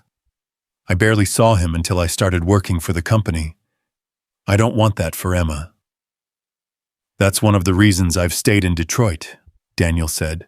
"Small enough that Marcus can walk to school, where Mrs. Henderson next door makes sure he gets home safely if I'm running late. You'll find the same thing here. Probably even more so." Emma had awakened and was making the soft sounds that indicated she'd be hungry soon. Grace lifted her from the stroller with practiced ease, and Daniel found himself struck again by the tenderness of the gesture, the way Grace's entire demeanor softened when she held her daughter. "Dad, can we move here?" Marcus called from the top of the climbing structure. "This playground is way cooler than ours at home." Daniel felt his chest tighten. It was such a simple question from a child's perspective. Cooler playground, better science lab, mountains instead of flat Detroit landscape. But for Daniel, the question carried the weight of every decision he'd made since Sarah's death, every choice about how to honor the past while building a future. "What do you think, buddy?" Daniel called back. "What else would you want to know before we decided?" Marcus scrambled down from the climbing structure and ran over to where Daniel and Grace were sitting on a bench. "Is there a good ice cream place, and can I still call Mrs. Henderson? And will you be happy here, Dad?" The last question hit Daniel like a physical blow. 8 years old, and Marcus had already learned to consider his father's happiness as part of his own decision-making process. "Those are all really good questions," Daniel said carefully. "What do you think, Grace? Can you help us answer them?" Grace shifted Emma to her other arm, her expression thoughtful. "There's an ice cream shop about 6 blocks from here that makes their own flavors. As for Mrs. Henderson, of course you can still call her. And Marcus, about your dad being happy." She paused, looking directly at Daniel. "I think your dad has been carrying a lot of sadness for a long time. Moving here wouldn't take that away, but it might give him new reasons to smile." Marcus considered this with the seriousness that children brought to adult emotions they were just beginning to understand. "Dad, do you smile more when you're around Grace?" Heat rose in Daniel's cheeks. "Marcus, it's okay," Grace said quietly. "It's a fair question." She turned to Marcus. "I think your dad and I make each other laugh more than we have in a long time. Sometimes that's how friendship starts." "My mom used to make Dad laugh all the time," Marcus said matter-of-factly. "She said laughing was like medicine for sad hearts." "Your mom sounds like she was very wise," Grace said. "She was. Dad talks to her picture sometimes. He thinks I don't know, but I do." Daniel felt tears threatening at the corners of his eyes. "Marcus, It's okay, Dad. I talk to her picture too. I tell her about school and baseball and stuff."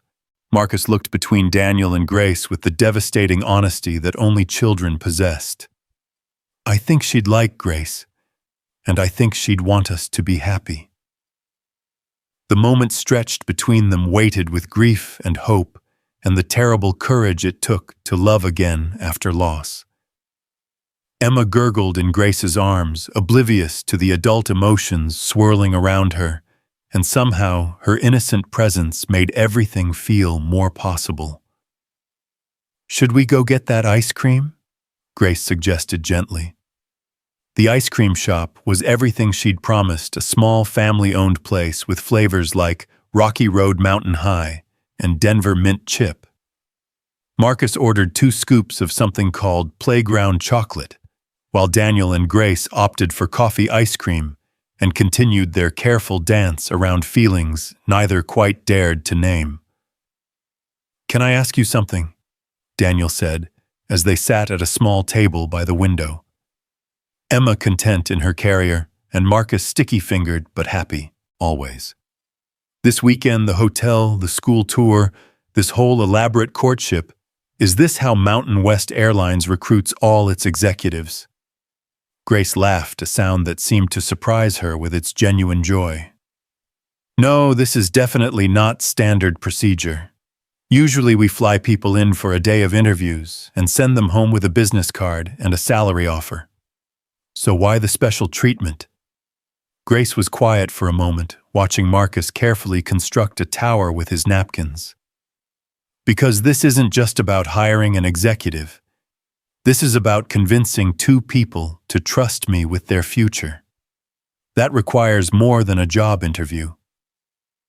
And because I wanted Marcus to love it here. Because I know that if he's not happy, you won't be happy, and if you're not happy, this whole thing falls apart." Grace paused, her voice becoming softer. "And because I wanted to spend time with both of you outside of conference rooms and business discussions. I wanted to see if this feeling I have, that we could be something good together, is real or just wishful thinking." Daniel felt his heart do something complicated in his chest. "What feeling?" "That maybe we've both been alone long enough. That maybe Emma deserves to see what it looks like when adults care about each other. That maybe Marcus could use another person in his corner who thinks he's remarkable." Grace's voice dropped to almost a whisper. "That maybe I've been so focused on being strong that I forgot what it felt like to want to share that strength with someone." "Grace, Dad, can we go see where you'd work?" Marcus interrupted, oblivious to the charged moment between the adults. "I want to see the airplanes." "Of course," Grace said, grateful for the interruption. "We can go to the airport after this. I'll show you both the executive offices, and maybe we can watch some planes take off." The drive to Denver International Airport gave Daniel time to process Grace's words, to consider the implications of what she'd shared. She wasn't just offering him a job, she was offering him a place in her life, in Emma's life. The thought was exhilarating and terrifying in equal measure. The airport tour was impressive, with Grace showing them the executive offices, the training facilities, and the behind-the-scenes operations that kept thousands of flights moving safely each day. But it was the moment when they stood at the observation deck, watching planes taxi and take off against the backdrop of the mountains, that Daniel felt something shift inside him. Every one of those planes is carrying people with stories, Grace said, Emma asleep in her arms despite the noise. Families going on vacation, business, people trying to close deals, couples getting married, kids visiting grandparents. And right now, somewhere up there, there's probably a tired mother with a crying baby who needs someone to see her and help her. And you want me to make sure that happens. I want you to help create a culture where that's the natural response, not the exception.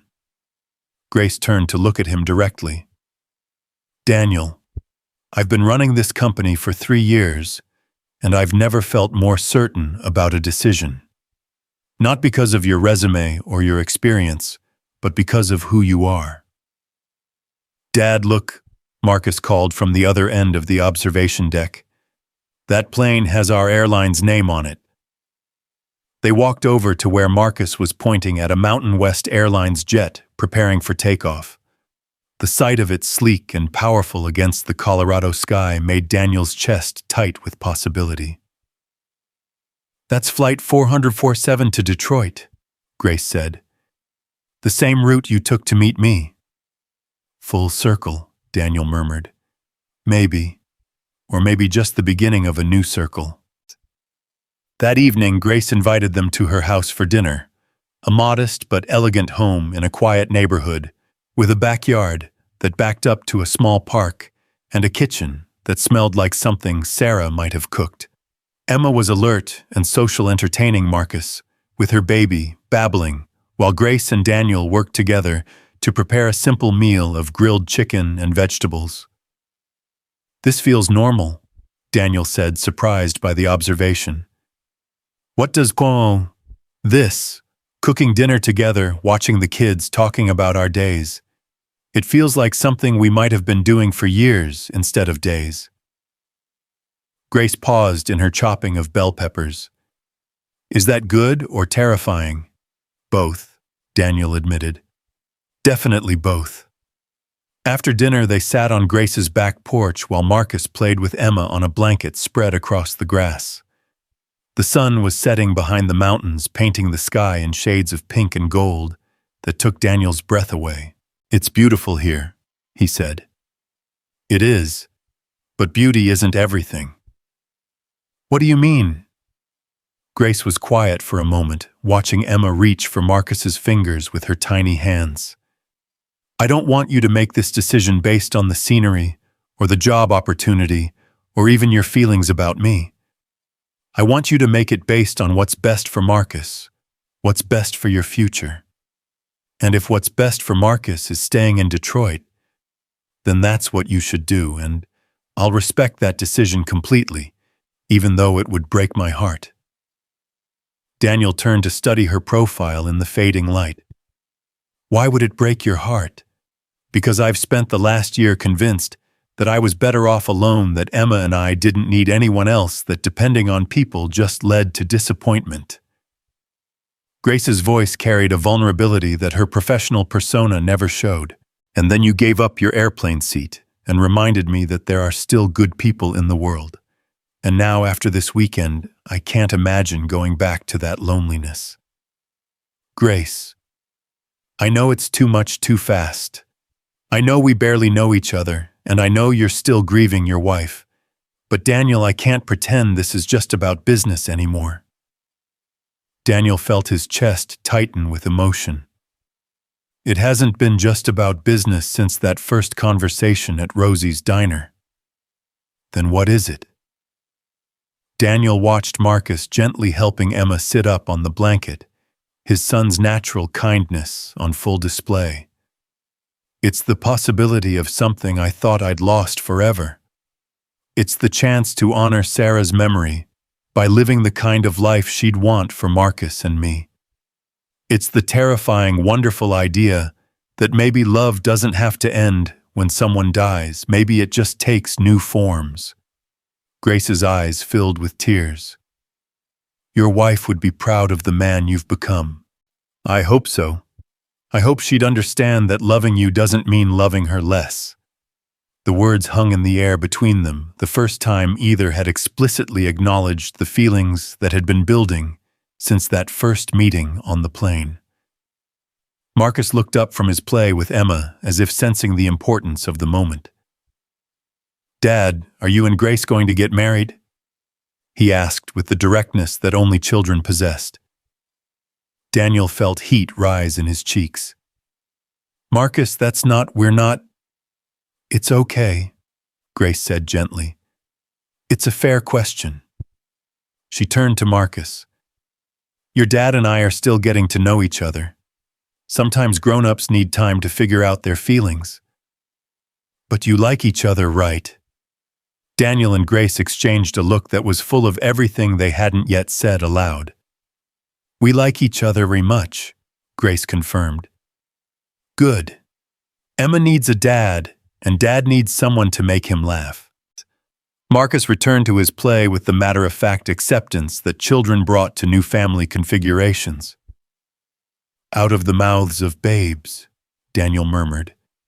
He's not wrong, Grace said quietly. About any of it. That night back at the hotel, Daniel tucked Marcus into bed and fielded a dozen questions about the day, the city, and the possibility of their new life. Dad, do you think Mom would like Grace? Daniel considered the question seriously. I think Mom would love Grace. They're both strong, kind women who put their children first. And they both make you smile. Yes, they both make me smile. Then I think we should move here. Just like that. Just like that. Marcus yawned, already halfway to sleep. Sometimes the best decisions are the easy ones, right? Daniel kissed his son's forehead, thinking about how 8-year-olds could sometimes see clearly through complications that adults created. Sometimes they are buddy. Sometimes they are. Later, sitting alone in his hotel room with the lights of Denver spread out below, Daniel called Grace. Hi, she answered immediately, as if she'd been waiting for his call. Hi, I wanted to thank you for today, for all of it. You don't need to thank me. I had a wonderful time. Grace, can I ask you something? Always. What happens if I take this job and we try this? Whatever this is between us and it doesn't work out. What happens to Emma, to Marcus, to all the lives we'd be disrupting? Grace was quiet for a long moment. I don't know, she said finally. I don't have guarantees any more than you do. But Daniel, what happens if we don't try?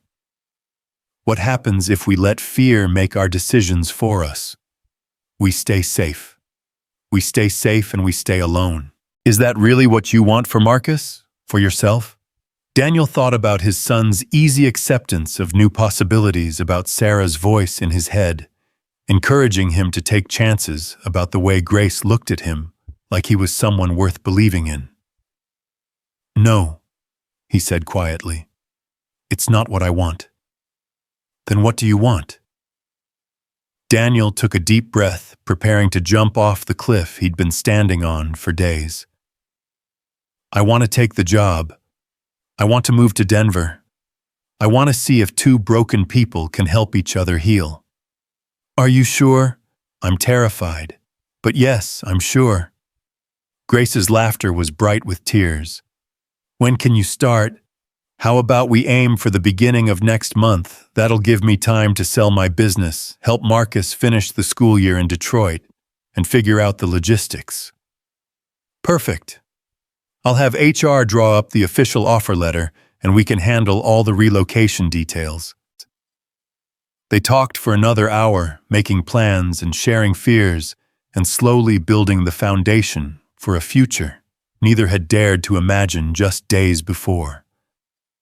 When they finally hung up, Daniel sat in the darkness of his hotel room, feeling like his entire world had been turned upside down in the best possible way. Sunday morning brought a leisurely breakfast at Grace's house with Emma babbling happily in her high chair, while Marcus peppered Grace with questions about Denver sports teams and weather patterns. There was an ease to the morning that felt like a preview of their future, not the desperate intensity of new romance, but the comfortable affection of people who genuinely enjoyed each other's company. "I have something for you," Grace said, as they prepared to leave for the airport. She handed Marcus a small wrapped package. "What is it?" he asked, tearing at the wrapping paper with 8-year-old enthusiasm. Inside was a Colorado Rockies baseball cap and a book about marine biology in the Rocky Mountains. "For when you move here," Grace said, "so you can start learning about your new home." Marcus immediately put on the cap and began flipping through the book. "Dad, look, they have trout and everything." "That's amazing, buddy." "Grace, thank you," Marcus said, surprising everyone by giving her a spontaneous hug. "I'm really glad we're going to be friends." "Me too, Marcus. Me too." At the airport, saying goodbye felt different than Daniel had expected. Not like an ending, but like a pause before the real beginning. Grace hugged Marcus first, then Emma gurgled her own goodbye from her stroller. 6 weeks, Grace said as she embraced Daniel. "That's not too long to wait." "It feels like forever," Daniel admitted. "The time will go fast. You'll be busy with arrangements, and I'll be busy preparing your office and driving my HR department crazy with relocation details." "Grace, yeah, thank you for seeing something in me that I didn't see in myself.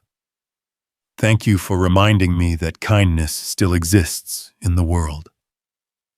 As their plane lifted off from Denver International Airport, Daniel watched the mountains grow smaller below them and felt like he was leaving a piece of his heart behind. But for the first time since Sarah's death, it wasn't a painful leaving. It was the kind of leaving that made coming back feel like coming home.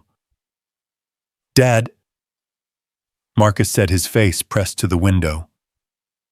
"When we move here, will Grace and Emma be like our family?" Daniel considered the question, thinking about the different forms that family could take, about love that grew and changed but never diminished. "Yes, buddy, I think they will be." "Good.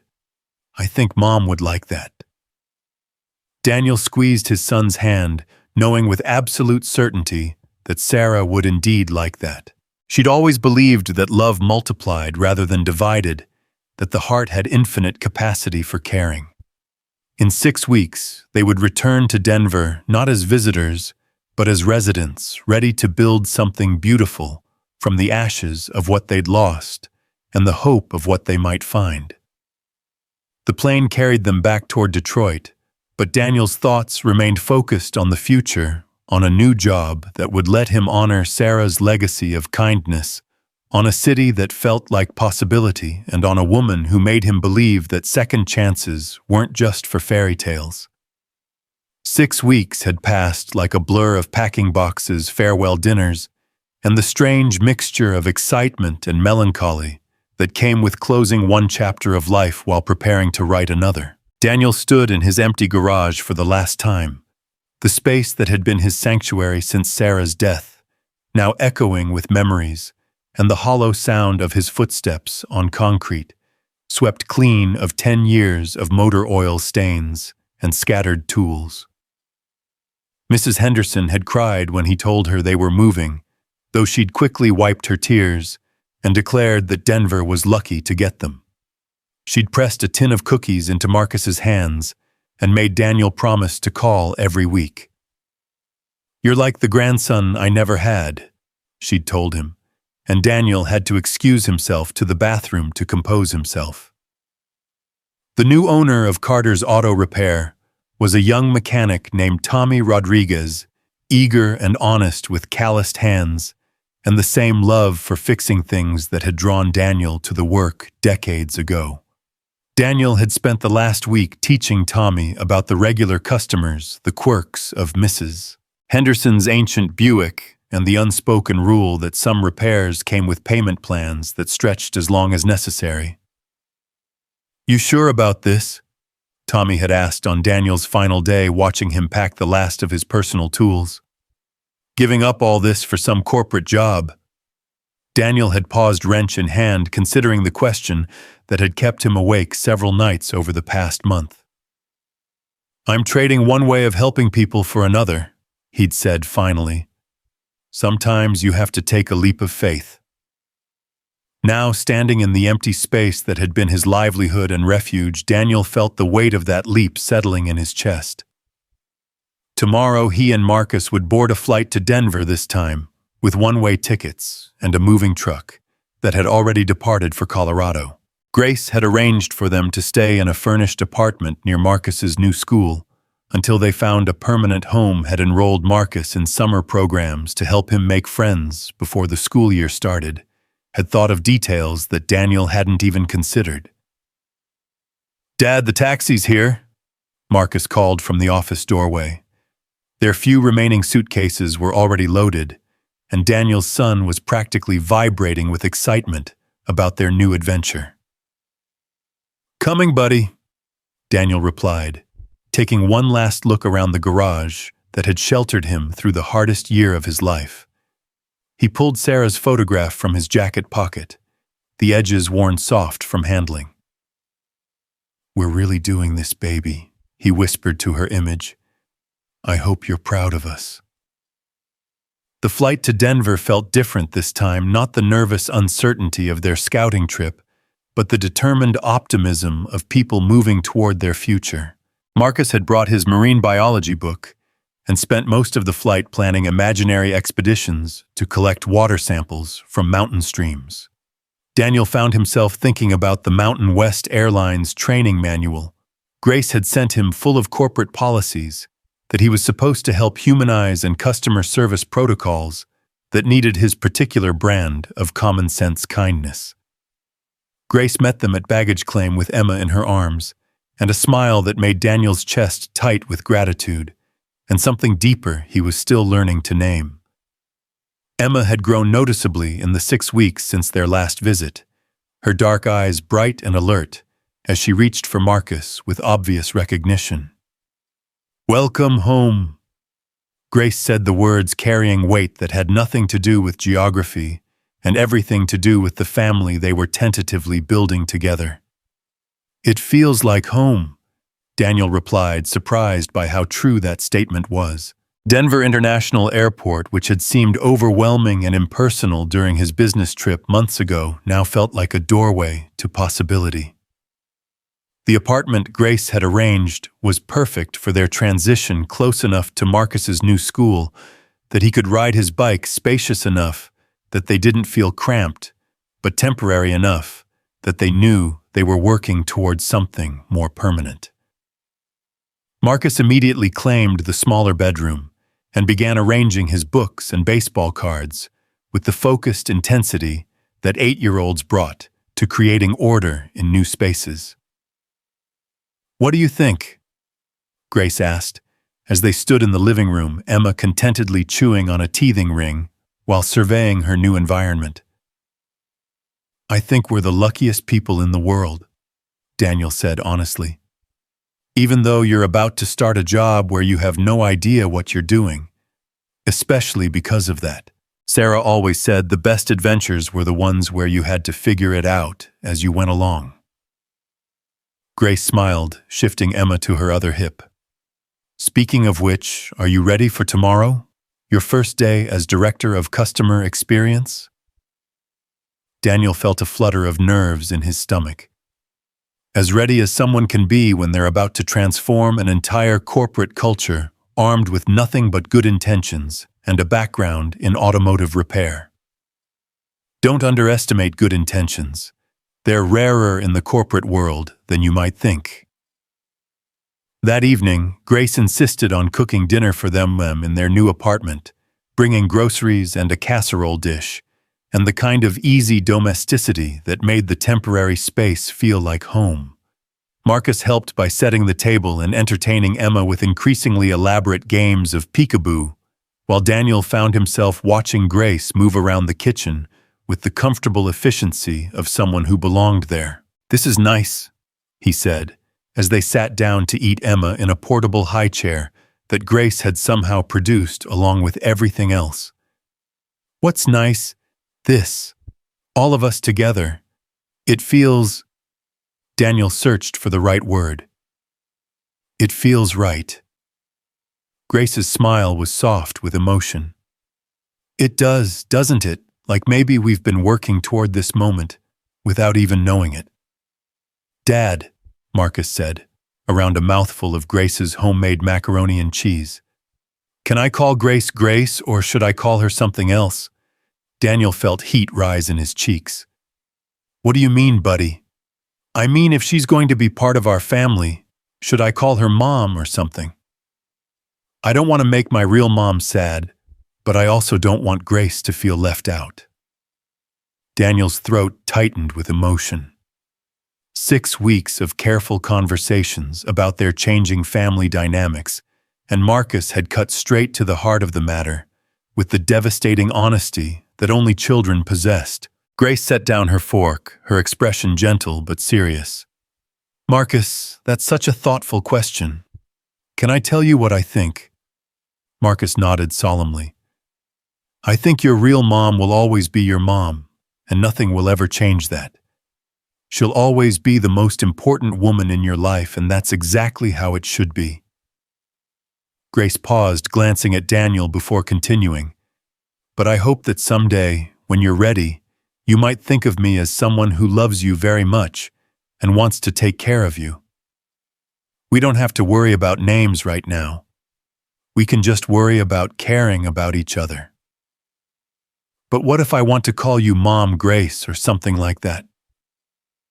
Daniel felt his chest tighten with love for his son's generous heart. "Then that would be perfect, buddy. I think your mom would love knowing that there's another person in the world who loves you as much as she did." "As much as she does," Marcus corrected. "She still loves me. She just does it from heaven now." "You're absolutely right," Grace said softly. "She still loves you. And I bet she's really proud of how brave you're being about this big move." "She is," Marcus said, with the matter-of-fact certainty that children brought to conversations about the impossible. "I asked her last night when I was talking to her picture, and she said she's excited for our new adventure." Daniel excused himself to the bathroom, overwhelmed by the simple perfection of his son's acceptance and the gradual healing of wounds he'd thought might never stop bleeding. When he returned to the table, Grace was helping Emma with her bottle, while Marcus chattered about his plans for exploring Denver's museums and parks. "You okay?" Grace asked quietly, reading the emotion in Daniel's expression. "Better than okay," Daniel replied. "For the first time in almost a year, I feel like we're exactly where we're supposed to be." Daniel's first day at Mountain West Airlines began at 6 a.m. with a tour of the Denver hub, watching the controlled chaos of early morning departures as thousands of passengers began their journeys to destinations across the country. Grace had arranged for him to shadow different departments, customer service gate operations, baggage handling, not as an executive observer, but as someone learning the human side of an industry that often forgot it was in the business of dreams and reunions and life-changing moments. "See that woman over there?" Grace pointed to a passenger arguing with a gate agent about a missed connection. "What do you see?" Daniel studied the scene, the passenger's frustrated gestures, the agent's practiced but impersonal responses, the growing line of other travelers becoming increasingly agitated. "I see someone who's probably missing something important," Daniel said. "A wedding maybe, or a job interview. And I see an agent who's following policy instead of listening to the story." "Exactly. Policy says we can only rebook on the next available flight, which isn't until tomorrow. But that woman is supposed to be maid of honor in her sister's wedding tonight." "What would you do?" Grace smiled. I'd ask you what you would do. Daniel approached the gate counter, not as the new director of customer experience, but as someone who understood what it felt like to have important moments threatened by circumstances beyond your control. "Excuse me," he said to the passenger, whose name tag read Linda. "I couldn't help but overhear. Your sister's wedding." Linda's expression shifted from frustration to surprise. "Yes, and I'm supposed to be giving a speech tonight, and now they're telling me I can't get there until tomorrow. That's tough. I bet your sister is counting on you being there." "She is. And I've been planning this speech for months, and now—" Linda's voice cracked with emotion. Daniel turned to the gate agent. "Is there any way we could look at other options? Maybe a different route, or see if another airline has availability?" The agent, whose name tag read Jennifer, looked uncertain. "Sir, policy says—" "I know what policy says, but sometimes policy doesn't account for sisters and weddings and speeches that can't be rescheduled. Can we try to find a creative solution?" Over the next 20 minutes, Daniel worked with Jennifer to explore alternatives. They found a route through Chicago that would get Linda to her destination, with an hour to spare involving a partnership with another airline and a fee waiver that required supervisor approval. It took phone calls and persistence and the kind of problem-solving that went beyond standard procedures. "I can't believe you did this," Linda said, as Jennifer printed her new boarding passes. "I was ready to give up." "Sometimes the best solutions require looking past the obvious options," Daniel replied. "Have a wonderful time at your sister's wedding." As Linda hurried toward her new gate, Jennifer turned to Daniel with curiosity. "I've never seen a passenger advocate like that before. Are you with the airline?" "I'm new to the corporate side," Daniel said, "but I've been a customer plenty of times, and I know what it feels like when things go wrong." Grace, who had been observing from a distance, approached with a smile that made Daniel's chest warm. That was beautiful to watch. It was the right thing to do. It was. And it's exactly why I knew you were perfect for this job. Grace pulled out her phone and showed Daniel a text from Jennifer. "She's already telling other agents about the passenger advocate who helped solve an impossible problem. That's how culture change begins, one interaction at a time." The rest of Daniel's first week unfolded in similar fashion. He spent time with baggage handlers who told him about passengers who waited hours for lost luggage containing wedding dresses and medical equipment. He sat with customer service representatives who fielded calls from travelers dealing with family emergencies and missed connections. He observed TSA interactions and boarding procedures and all the small moments where airline employees could choose between following policy and following their hearts. At the end of each day, Grace would pick him up at the corporate offices, often with Emma and Marcus in tow, and they would drive home through the Denver traffic like any other family navigating the ordinary logistics of work and school and daily life. The normalcy of it was what struck Daniel most, how naturally they had fallen into patterns of care and consideration, how effortlessly Marcus had claimed space in Grace's heart, how easily Emma had become part of their evening routines. "How was your day?" Grace would ask, and Daniel would tell her about the passengers he'd met, and the problems he'd helped solve, and the slow process of learning to see the airline industry through the lens of human connection, rather than operational efficiency. "I had an idea today," Daniel said one evening as they sat on the apartment's small balcony, watching the sunset paint the mountains in shades of gold and pink. Marcus was inside reading to Emma from his marine biology book, their voices a gentle soundtrack to the evening quiet. "Tell me, what if we created a new position, passenger advocates, embedded in every major hub? Not supervisors or managers, but people whose only job is to listen to passengers when standard procedures aren't working and find creative solutions." Grace's eyes lit up with interest. "Like what you did with Linda and the wedding?" Exactly. People who have the authority to override policy when human decency requires it. Who can work across departments and even with other airlines to solve problems that matter to real people. That's brilliant, Grace said. It would be expensive to implement, but the customer loyalty it would generate.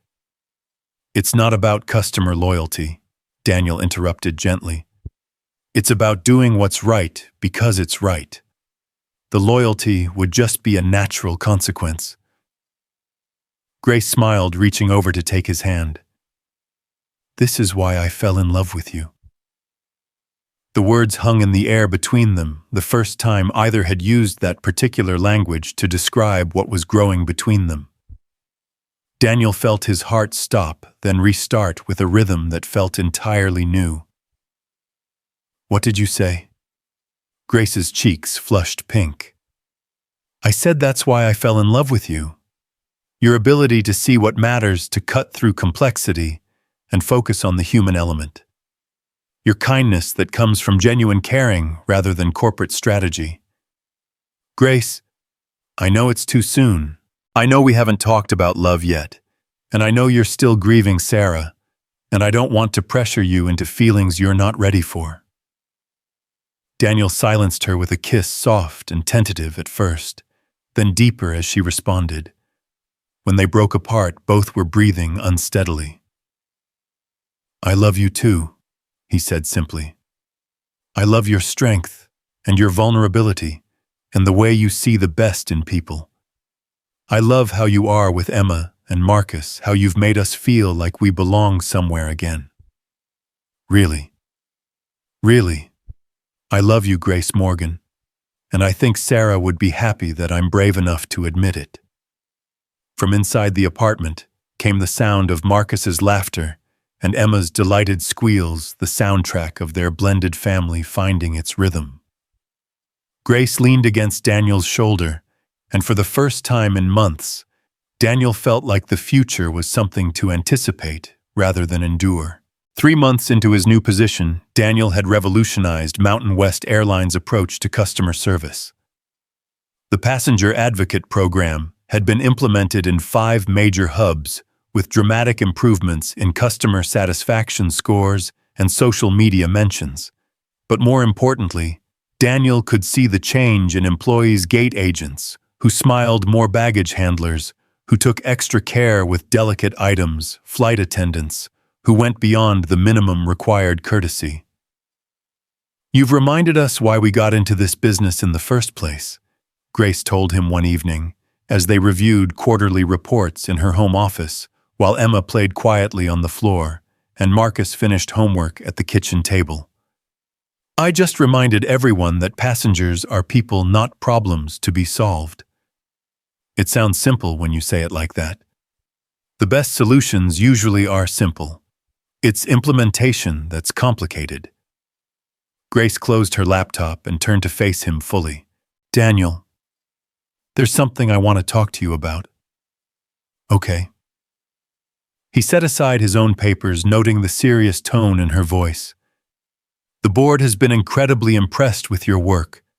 Customer complaints are down 40%, and employee satisfaction surveys show the highest scores in company history. That's great news. It is.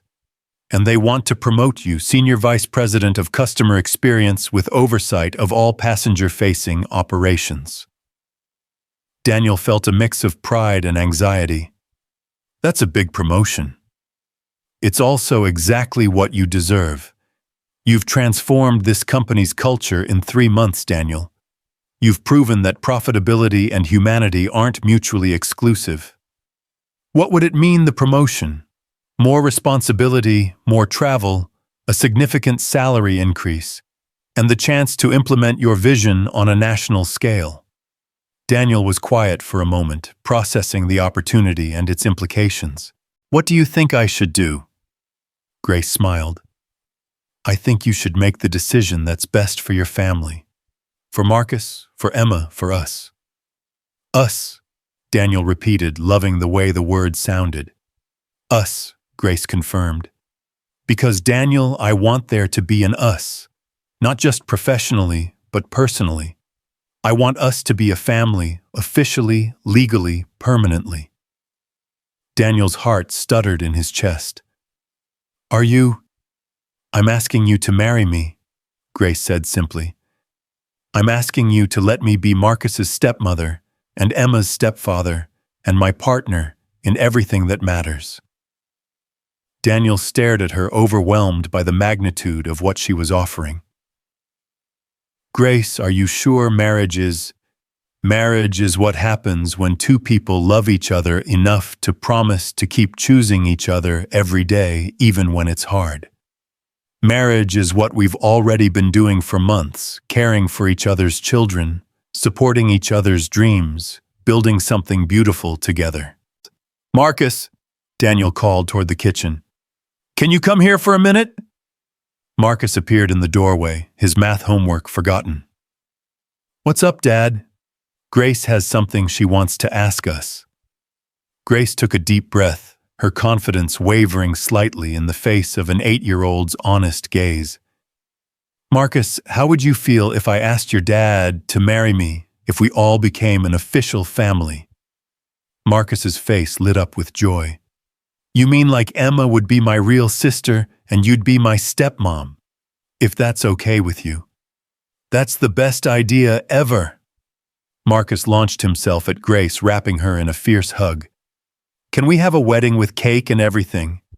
We can have whatever kind of wedding you want, Grace said, laughing through tears of relief. And Emma gets to be the flower girl. Emma gets to be the flower girl. Marcus pulled back to look at Daniel. Dad, you have to say yes. This is the best thing that's ever happened to us besides when Mom met you. Daniel felt his throat tighten with emotion. You think Mom would approve? Dad, Mom loved you enough to want you to be happy forever, not just while she was here. She'd want us to have Grace and Emma in our family. Marcus's 8-year-old wisdom cut straight to the heart of Daniel's last remaining fears. Besides, Grace makes the best macaroni and cheese, and Emma thinks I'm the coolest big brother ever. Daniel looked at Grace, who was holding Emma, and watching him with hope and love and patience in her expression. He thought about the airplane seat that had started it all, about kindness that rippled outward in ways no one could predict, about the courage it took to love again after loss. Yes, he said simply. Yes, I'll marry you, Grace Morgan. The wedding took place 6 months later on a crisp December afternoon at a small chapel in the mountains outside Denver, with snow falling gently outside stained glass windows, and Emma babbling happily in Marcus's arms as he served as both ring-bearer and flower girl supervisor. Grace wore a simple ivory dress that made her look like winter sunlight, and Daniel wore the navy suit that Sarah had chosen for him, feeling like she was somehow present in the celebration of his new beginning. Mrs. Henderson flew in from Detroit, bringing cookies and tears, and the assurance that she'd been praying for this moment since the day Daniel first mentioned Grace's name. The guest list was small, close friends, Grace's scattered family, Daniel's few remaining relatives, but the chapel felt full of love and possibility. Dearly beloved, the minister began, and Daniel felt a peace settle in his chest that he hadn't experienced since Sarah's death. This wasn't a replacement for what he'd lost, but a new chapter in a story that he'd thought was ending. During the exchange of vows, Grace spoke about second chances and the courage to love again. Daniel talked about kindness and connection and the way that helping someone else had ended up saving himself. Marcus interrupted the ceremony twice, once to make sure Emma could see everything, and once to whisper loudly that this was the best day ever. You may kiss the bride, the minister announced, and as Daniel kissed his new wife, he could swear he felt Sarah's presence like a warm hand on his shoulder, blessing this union and the family they were creating together. The reception was held at Grace's house now, their house, with homemade food and Christmas lights strung through the backyard, and Emma taking her first tentative steps between Daniel and Marcus, while Grace laughed and cried and tried to capture every moment on camera. "Happy?" Grace asked, as they swayed together to music playing from someone's phone. Emma asleep in Daniel's arms, and Marcus teaching some of Grace's cousins how to play baseball in the snow. "Incredibly happy," Daniel replied. "Sarah always said that love wasn't pie, that having more pieces didn't make the other pieces smaller. She was a wise woman." "She was. And she would have loved you, Grace. She would have loved watching Emma grow up and seeing Marcus become a big brother.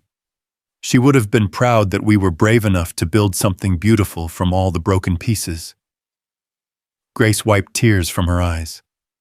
"I hope she knows that I'll take care of you both, that I'll love Marcus like he's mine and honor her memory, and make sure Emma knows the story of the amazing woman who helped shape her stepfather and stepbrother." "She knows," Daniel said with certainty. "She knows, and she's proud of all of us." As the evening wound down and guests began to leave, Daniel found himself standing in the backyard with Marcus and Emma and Grace looking up at stars that seemed impossibly bright in the clear mountain air. "Dad," Marcus said, his 8-year-old voice serious with the weight of important thoughts. "Do you think Mom can see us from heaven?" "I think she can see us everywhere," Daniel replied. "I think she's been watching over us this whole time, making sure we found each other."